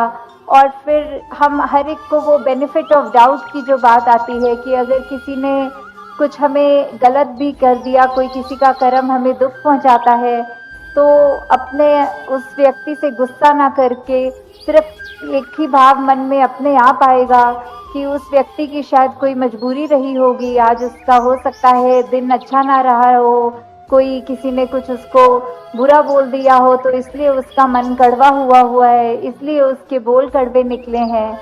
तो जब तक ये बात नहीं हम दे पाएंगे अगले को बेनिफिट ऑफ डाउट, तब तक हम वो सत्कार, ये प्यार कुछ भी नहीं उस तरह दे सकेंगे, क्योंकि हम अपने आप को तो बहुत जल्दी उस तरह माफ़ कर देते हैं कि चलो ये चीज़ हमसे गलत हो गई, कोई बात नहीं, हम अपने आप को माफ़ कर रहे हैं। पर वही अगर सामने वाला व्यक्ति कुछ अगर गलत करता है तो एकदम से हम उसका एक वो जजमेंट पास करते हैं, हम ये सोच विचार कर लेते हैं कि ये इंसान को तो आज के बाद मुड़कर देखना भी नहीं है। तो हमें इस तरह अपने जीवन में सुधार करना है कि किसी ने अगर कुछ गलत कर भी दिया तो उसके लिए भी मन से यही अरदास करनी है कि दातार कृपा करके ये जो भी कमियां हैं हमारे अंदर, दूसरों के अंदर, वो दूर होती जाएं और ऐसे ही प्यार और सत्कार जग में बढ़ता चला जाए। हाँ जी। गुण गावण नित ऐसे एक दे ऐसे दा दीदार करन। तो ये जो दीदार की बात होती है, किसका गुण गाना है, किसके दीदार करने हैं, तो वो ये परमपिता परमात्मा निरंकार, ये जो एक ऐसी सत्ता है जो शुरू से है, वो हमेशा से कायम दायम रहने वाली, कि कैसे हम जब तक वो एक निरंकार जो इस तरह से देखा जाए, अगर एक व्यक्ति दूसरे को देख रहा है तो उनकी आंखों के बीच में भी वो है, वो अपनी पलकों से भी नज़दीक है, जैसे बोलते हैं शारक से भी नज़दीक। तो इतना करीब होने के बाद जब वो अपनी आंखों से नहीं खुद देखा जाता, वो संतों का संग करने के बाद ही ये दात प्राप्त होती है, जो अपने लिए तो सुखदायी होती भी है और हमारे जीवन में वो ऐसा एक हमारा पल पल बना देती है कि हर पल में सिर्फ ये निरंकार प्रभु परमात्मा का शुक्रिया निकलता है हर समय, और वो भाव कि इसी के ही हमेशा गुणगान करने हैं। फिर बाकी चीज़ें लगता है कि है, सबकी इम्पोर्टेंस अपनी है, पर निरंकार से ज़्यादा इम्पोर्टेंट कुछ नहीं, इस परमात्मा से ज़्यादा ज़रूरी कुछ नहीं। हाँ जी। इसे एक दे नाल जोड़ के बेड़ा जग दा पार करन। तो ये बेड़ा जग का, इससे क्या मतलब हो रहा है? इससे सिर्फ यही बात कि हम जब जीवन काल की यात्रा अपनी जी रहे हैं तो उसमें हमें क्या एक ऐसा जो बोलते हैं कि एक परमानेंट चीज़ क्या है, कि जो सबसे मजबूत चीज़ जिसने वो स्थिर है, उसने कभी हमारे उतार चढ़ाव के साथ उतरना चढ़ना नहीं है। जैसे एक तूफान आता है तो हमें बोला जाता है कि कोई ऐसी चीज़ को पकड़ लो, जैसे पेड़ या कुछ जो अपना ज़मीन के अंदर इतनी मजबूती से जिसकी नींव गड़ी हो, ताकि वो हवा फिर हमें उड़ा नहीं सकती। हमने एक ऐसी स्थिर चीज़ को पकड़ लिया है जिसके कारण हम भी, वो हवाएं हमको उड़ा के नहीं ले जा सकती। तो ऐसे ही जीवन में हम अपने जीवन को तब तक अपना अच्छे से जीवन जी सकेंगे जब तक हम ये निरंकार के साथ अपने मन से ना जुड़ें। तब तक वो एक जीवन भी हमारे उतार चढ़ावों के साथ फिर उथल पुथल मचाता है मन में।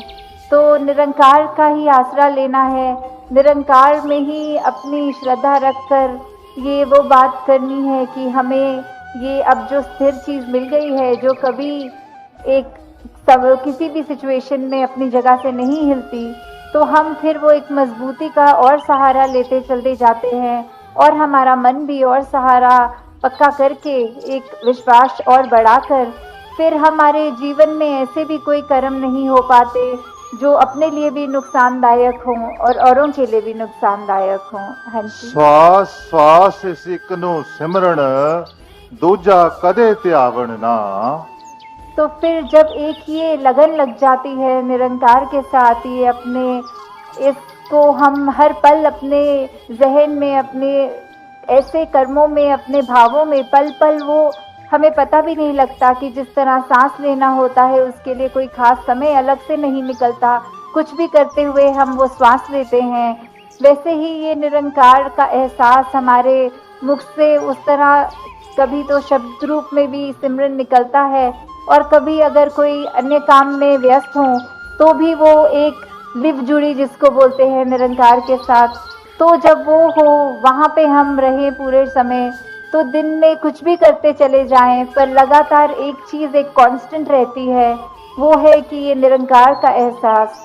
तो जब तक हम वो सिमरन रूप में अपना नाता निरंकार से और गहरा करते जाएं, जितना अधिक से अधिक हो सके मन में भी करें और बोल से भी सिमरन करें, ताकि वही बात कि ये निरंकार ही है जो सही मायने में सब कुछ है और बिना उसके कुछ भी नहीं, और वो खुद भी सब कुछ होते हुए ना उस तरह दिखता है पर फिर भी इतने गुण बिल्कुल निर्गुण होते हुए भी।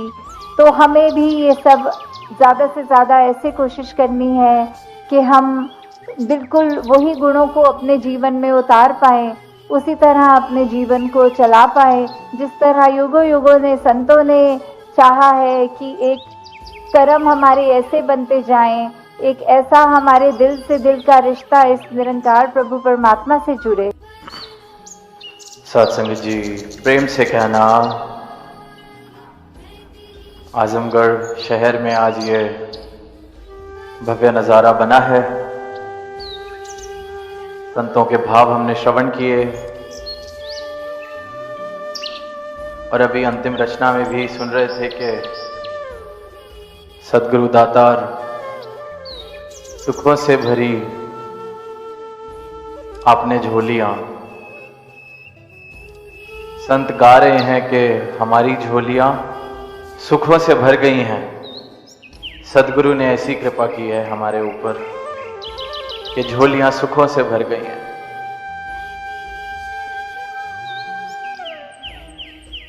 समझने वाली बात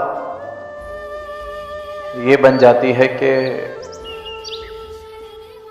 ऐसे कौन से सुख प्राप्त हुए हैं, कौन सा सुख यहां प्राप्त हुआ है सदगुरु के चरणों में आकर। वो सुख जिसको संसार सुख समझता है, दुनियावी दौलत, क्योंकि संसार से पूछते हैं या संसार में देखते हैं या संसार में विचरते हैं तो सुख, साधन, माया, इन सब के साथ ही समझा जाता है। कोई बहुत ऊंचे पद पे पहुंच जाए, उसको लगता है वहां सुख मिलेगा। कोई बहुत धन कमा ले, अच्छी नौकरी कर ले, अच्छी पढ़ाई कर ले, सब कुछ इसलिए ही कर रहा है कि सुख मिलेगा।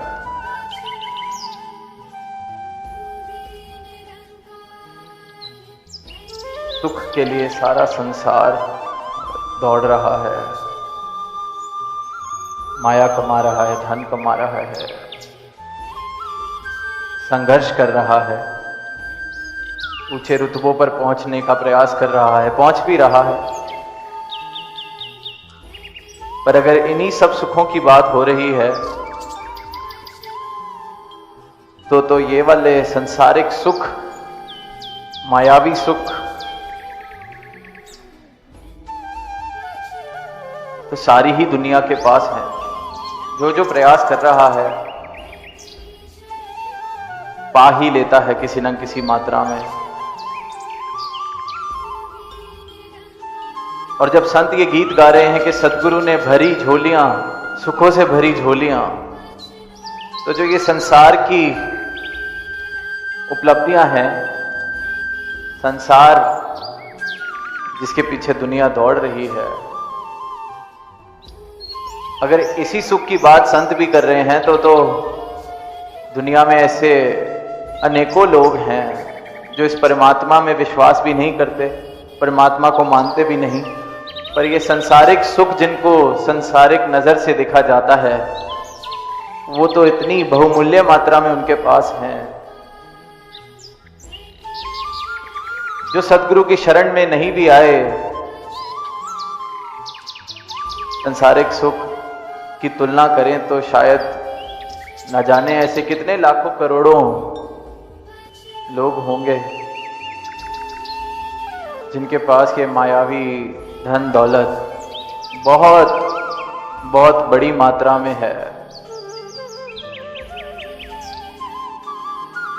सदगुरु की शरण में ना आना एक बात, जो परमात्मा में नहीं भी मानते, तो फिर परमात्मा को पा लेने से या सदगुरु की शरण में आने से ऐसा कौन सा सुख प्राप्त हो रहा है जो ये संत कह रहे हैं सुखों से भरी झोलियां। क्योंकि ये संसारिक सुख की तो बात नहीं की जा रही, ये संसारिक पदार्थों की बात तो नहीं की जा रही, ये धन दौलत की बात नहीं की जा रही। क्योंकि जिसने उसकी प्राप्ति की है वो भी सुखी तो मालूम नहीं होता। संसार में देख रहे हैं इन उपलब्धियों की प्राप्ति से कौन सुखी हुआ है। और ये आज की बात नहीं है, पहले से ही लिखा है, दुखिया कुल संसार सुखी केवल राम का दास।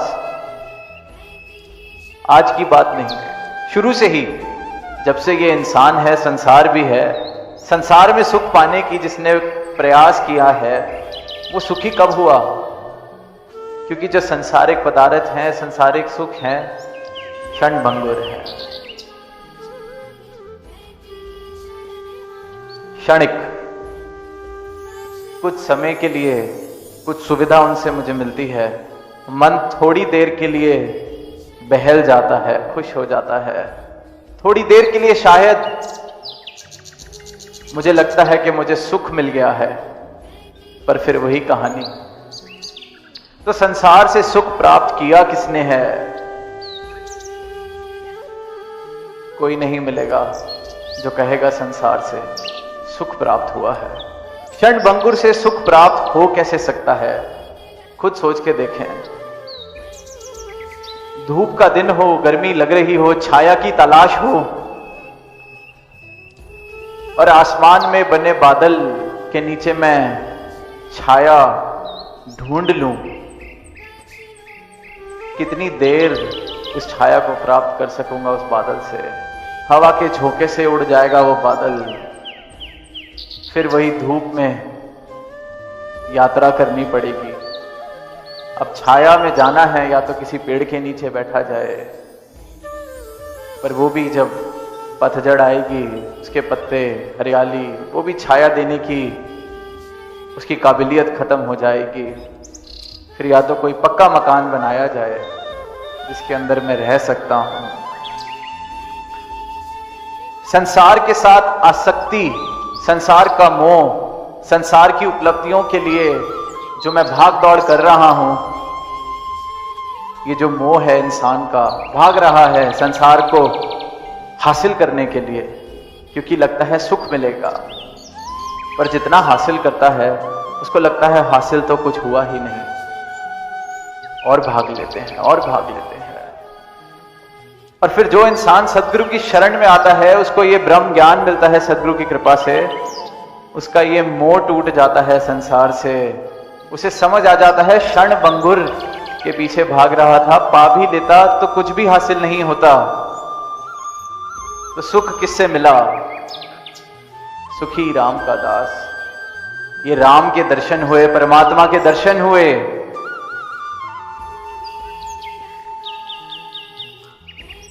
क्षण भंगुर से शाश्वत की ओर मेरा मुख हो गया। क्षण भंगुर की तरफ भाग रहा था, पा भी लेता तो सुख नहीं मिलना, खत्म हो जाना है, बदल जाना है। भ्रांति है एक इंसान को, और उस भ्रांति इतनी गहन है, वो भ्रांति इतना गहन है, वो बुलेखा कि कुछ हासिल नहीं होता, फिर भी दौड़ता रहता है, दौड़ता रहता है, दौड़ता रहता है। सुखी कैसे हो सकता है वो इंसान बिना कुछ हासिल किए? क्षण भंगुर के पीछे दौड़ रहा है। फिर सदगुरु सही मायनों में सुखी करते हैं, ये शाश्वत या विनाशी ये मुझे दे देते हैं। इसलिए फिर सुख का प्रवेश, सुखों से भरी झोलियां, क्योंकि वो संसार जिसके मैं पीछे भाग रहा था, वो तो दुख का ही कारण बना है हमेशा। जिसने कुछ हासिल किया उसके लिए भी दुख का कारण, जिसको नहीं मिला उसके लिए भी दुख का कारण, क्योंकि बदल रहा है, क्षण भंगुर है, चलायमान है, हासिल ही नहीं होता। किसी ने अगर कभी देखा हो ये नजारा कि एक कुत्ता अपनी पूंछ को पकड़ने का प्रयास करता है, भागता है अपनी पूंछ के पीछे, आराम से बैठा होता है, अचानक से नजर पड़ती है अपनी पूंछ पर। अब वो इतनी नजदीक दिख रही होती है आंखों के, लगता है ये तो जरा सा हिलना है और हासिल हो जाएगी। अब वो जरा सा हिलता है तो पूंछ भी जरा सा हिलती है, और यूं ही गोल गोल गोल गोल घूम रहा है, पूंछ को पकड़ रहा है, हासिल कुछ नहीं होना। संसार बिल्कुल इसी तरह है, लगता है ये रहा, पहुंच गए, मिल जाएगा, कुछ मिल जाएगा, कुछ हासिल किसी को नहीं हुआ, हो ही नहीं सकता हासिल, क्योंकि क्षण भंगुर है, बदल रहा है। हासिल करने लायक सिर्फ और सिर्फ ये सत्ता है अविनाशी, ये राम, रमा राम, कण कण में समाया राम। ये हासिल हो जाए, इसके दर्शन हो जाएं, तो भ्रांतियां जीवन से खत्म हो जाती हैं। जो मेरे भ्रम हैं वो खत्म हो जाते हैं, और जिस जीवन से भ्रम खत्म हो जाते हैं उस जीवन में सुख का प्रवेश होता है। वरना मेरे भ्रम मेरे आसपास दीवारें खड़ी करते हैं, और जो दीवारें खड़ी होती हैं वो फिर नफरत पैदा करती हैं, वो वैर पैदा करती हैं, वो बंटवारे पैदा करती हैं, वो मुझसे ऐसे कर्म करवाती हैं जो एक इंसान को शोभा नहीं देते। दीवारें सिर्फ और सिर्फ भ्रम की वजह से, और ये भ्रम सिर्फ इसलिए है क्योंकि अज्ञानता है, अज्ञानता का अंधकार है, इसलिए भ्रम है, इसलिए फिर मैं उस भ्रम के आधार पर दीवारें बना लेता हूं, उस भ्रम के आधार पर ही संसार को पाने का प्रयास करता हूं, कोशिश करता हूं, ना जाने ऐसी क्या क्या चीजें करता हूं, क्योंकि भ्रम है। अंधेरे कमरे में आज सुनी बात महापुरुषों से, रोशनी हो जाए तो वस्तु ढूंढनी आसान है, वरना अज्ञानता का अंधकार हो तो रस्सी को भी सांप मान लेता है इंसान। सदगुरु रोशनी देते हैं।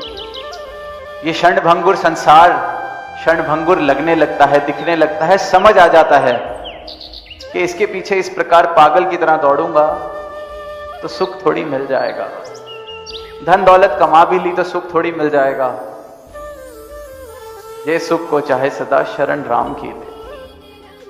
सदगुरु सिर्फ ये बात समझाते हैं, युगों युगों से यही बात इंसान को समझा रहे हैं कि सुख को चाहे सदा शरण राम की ले।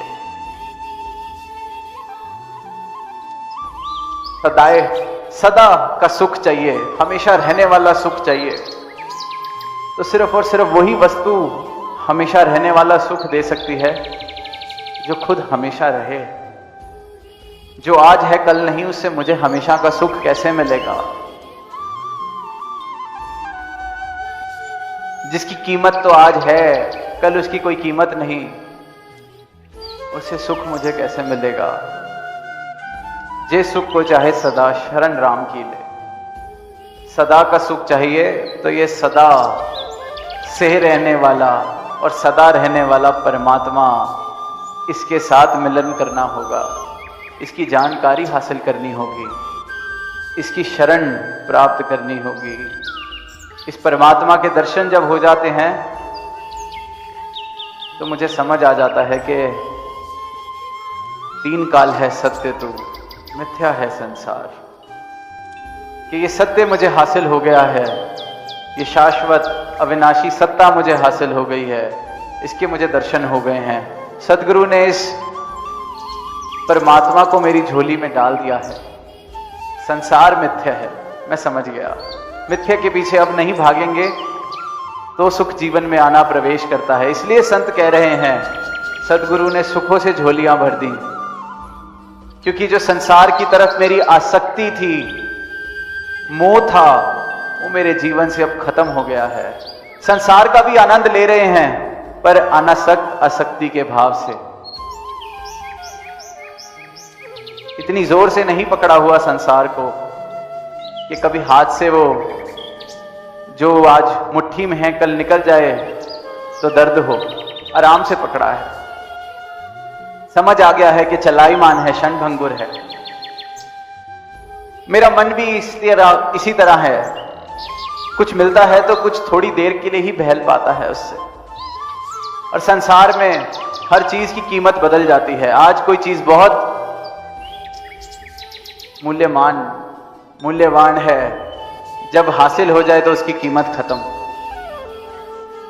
तो ये ऐसी चीजें जो समय समय पर हर थोड़ी देर में अपनी कीमत बदल लेती है, उससे सुख मिल कैसे सकता है?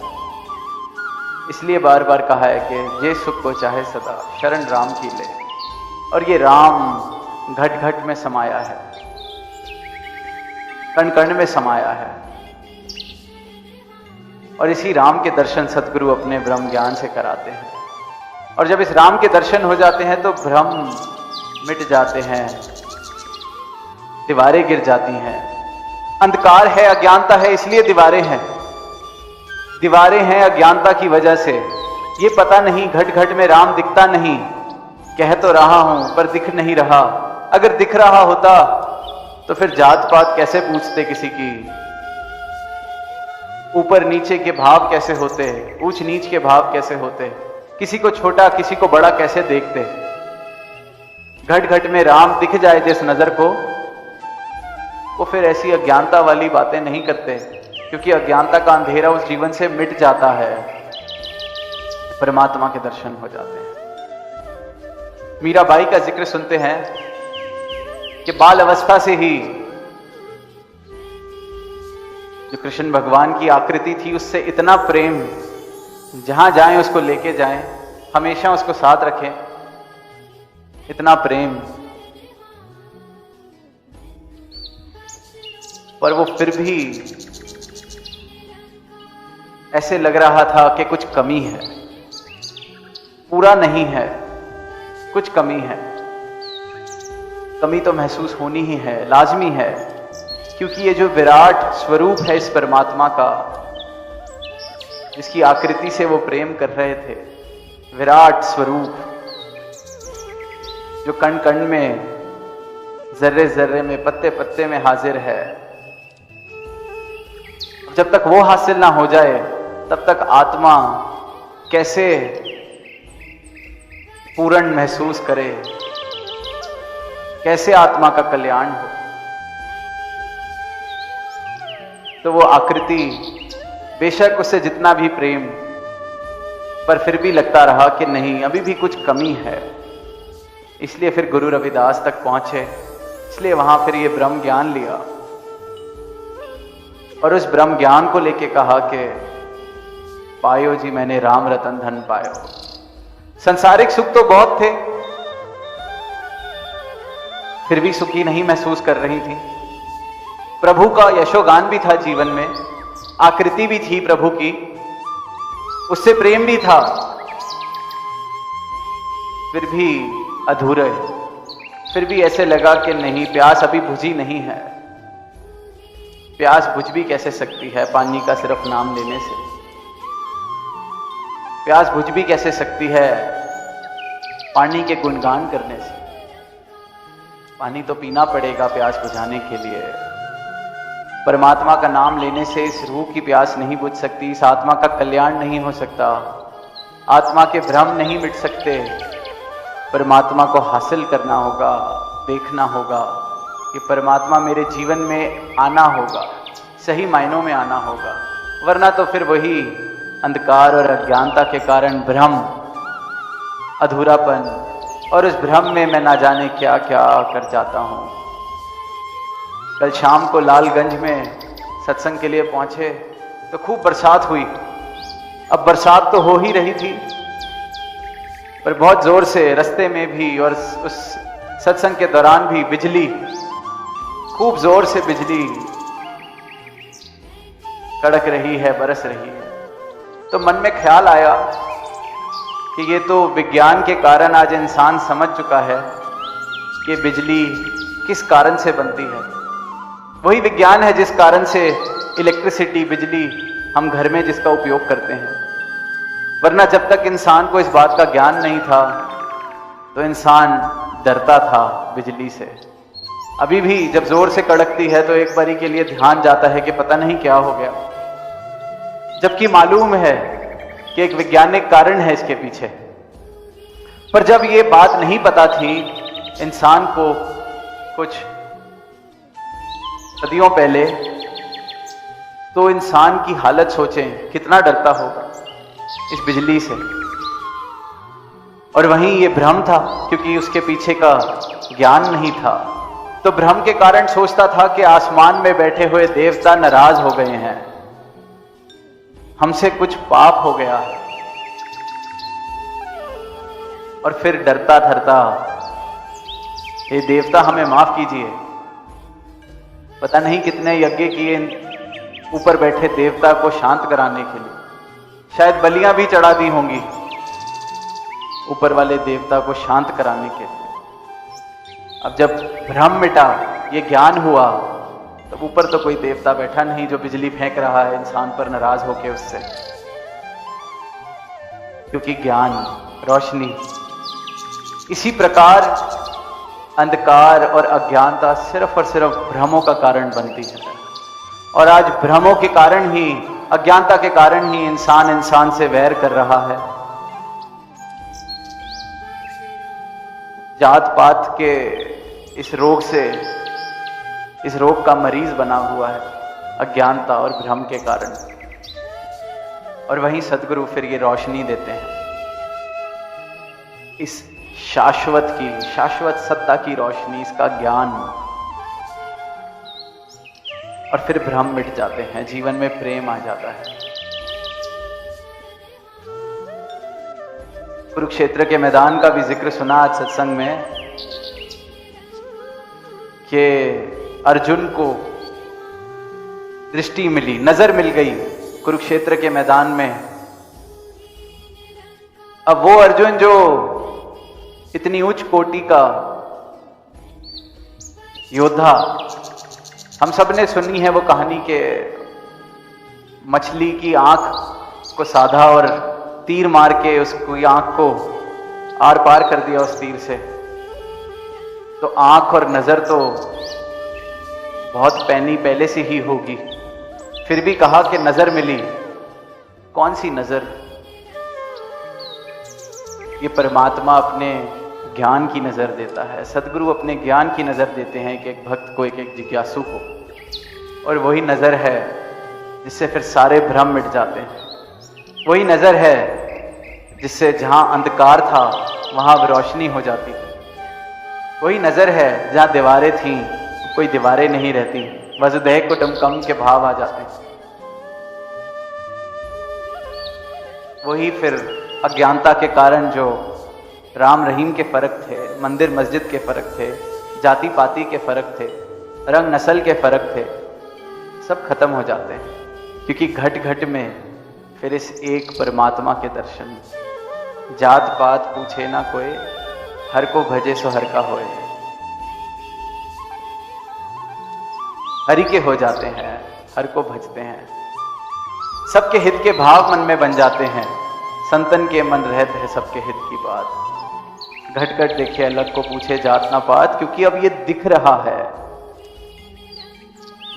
और अज्ञानता को मिटाने युगों युगों से सतगुरु धरा पर आए हैं, और ये अज्ञानता मिट जाए तो एक सुंदर रूप इस धरा का बनता चला जाएगा।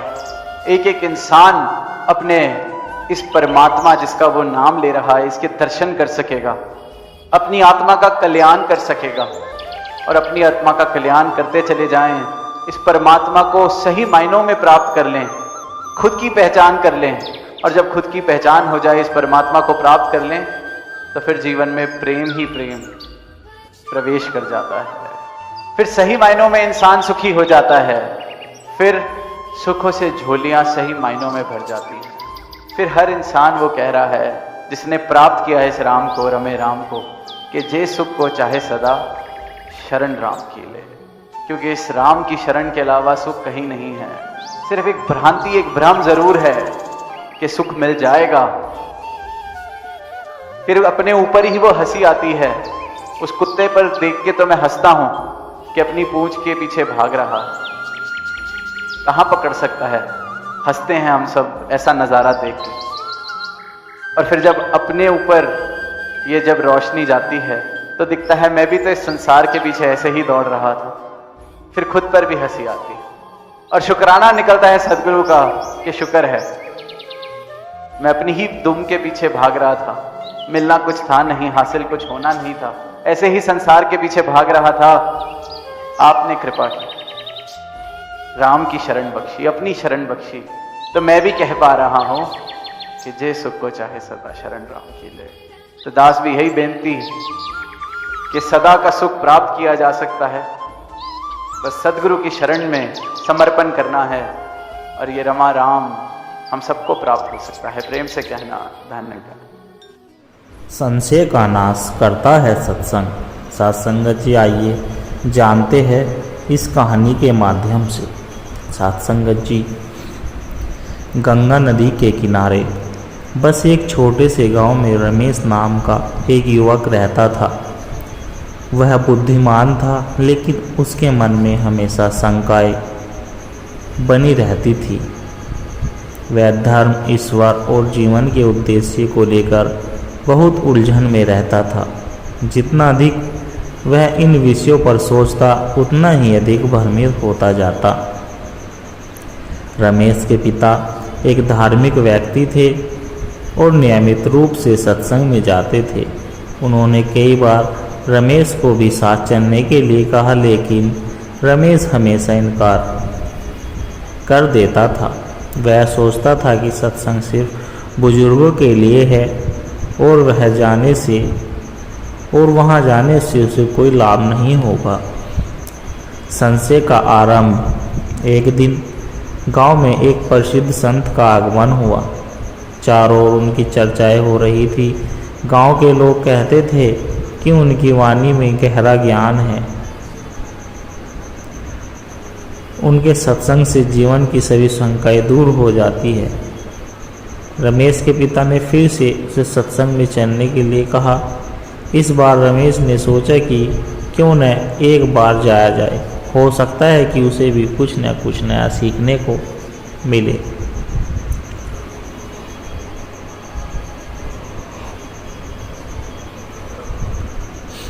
संत जी की वाणी में एक विशेष आकर्षण था। उन्होंने कहा, मनुष्य का सबसे बड़ा शत्रु उसका संशय है। संशय ज्ञान का परिणाम है और अज्ञान से ही भय उत्पन्न होता है। जब तक हम ज्ञान की रोशनी में नहीं आते, तब तक मन में शंकाएं बनी रहती है। जैसे अंधकार केवल प्रकाश से ही मिटता है, वैसे ही संशय केवल सत्संग रूपी ज्ञान के प्रकाश से ही मिट सकता है। रमेश को ये बातें बहुत गहरी लगी। उसने सोचा कि उसके जीवन में उसका जीवन भी तो शंकाओं से भरा हुआ है। संत जी ने आगे एक कहानी सुनाई। एक बार एक आदमी को संदेह हुआ कि उसके घर में कोई भूत रहता है। वह वहाँ हर समय डरता रहता और रात में किसी भी आवाज़ को भूत समझ लेता था। एक दिन एक ज्ञानी व्यक्ति ने उसे समझाया कि यदि तू ज्ञान की रोशनी जला देगा तो तेरा डर भी मिट जाएगा। उस दिन आदमी ने अपने मन में अज्ञान को दूर किया और फिर कभी उसे कोई डरा नहीं सका। इस प्रकार जब तक हमारे मन में संशय रहेगा तब तक हम जीवन में कभी भी खुश नहीं रह सकते। संशय का नाश। रमेश को एहसास हुआ कि वह भी बिना किसी ठोस कारण के ही संदेह में जी रहा था। उसे जीवन के सत्य को समझने के लिए सही मार्गदर्शन चाहिए था। उसने संत जी से कई प्रश्न पूछे जिनका उन्होंने बहुत सरल और स्पष्ट उत्तर दिया। धीरे धीरे रमेश की शंकाएं दूर होने लगी।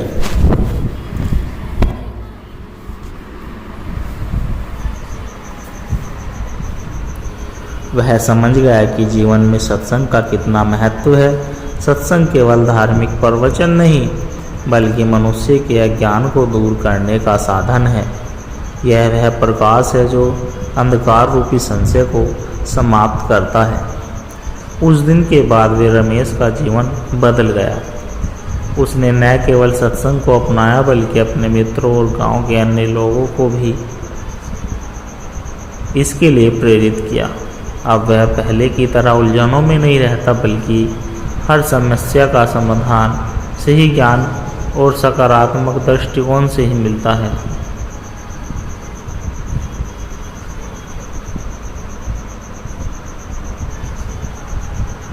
संशय का नाश केवल सत्संग से ही संभव है। जब हम सच्चे ज्ञान की ओर बढ़ते हैं तब हमारे सभी भ्रम और संदेह स्वतः ही समाप्त हो जाते हैं। इसलिए जीवन में सही मार्गदर्शन और सत्संग का महत्व कभी नहीं भूलना चाहिए।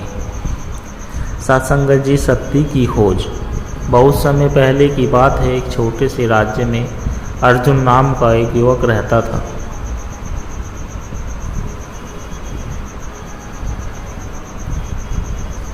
अर्जुन एक संपन्न परिवार से था लेकिन उसके मन में हमेशा एक प्रश्न बना रहता था, जीवन का वास्तविक उद्देश्य क्या है। उसने वेद उपनिषद और अनेक ग्रंथ पढ़े लेकिन उसके मन को शांति नहीं मिली। उसे ऐसा लगता था कि वह सिर्फ शब्दों को पढ़ रहा है लेकिन आत्मा का विकास जब नहीं रह पा सकता।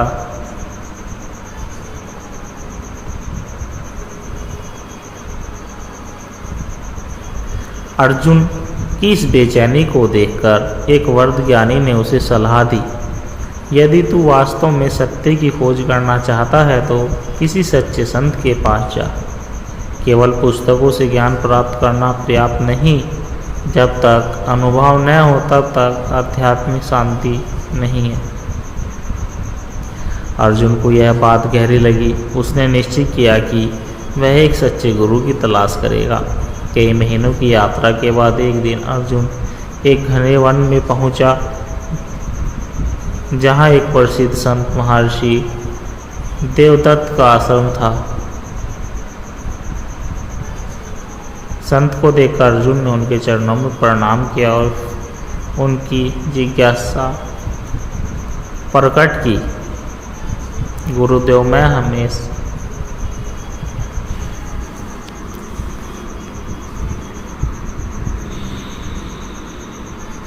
सत्संगत जी दास के द्वारा कहे गए आध्यात्मिक कहानी विचार और सत्संग विचार यदि आप जी को अच्छे लगे हो तो लाइक कमेंट शेयर ज़रूर कर दें और दास के चैनल को सब्सक्राइब कर दें। और दास को आशीर्वाद दे के आप जी के चरणों में हर रोज़ ऐसे ही एक आध्यात्मिक सत्संग विचार, कहानी विचार लेकर आता रहूँ। साथ संगत जी बड़े प्यार के साथ कहना जी, धन निरंकार जी।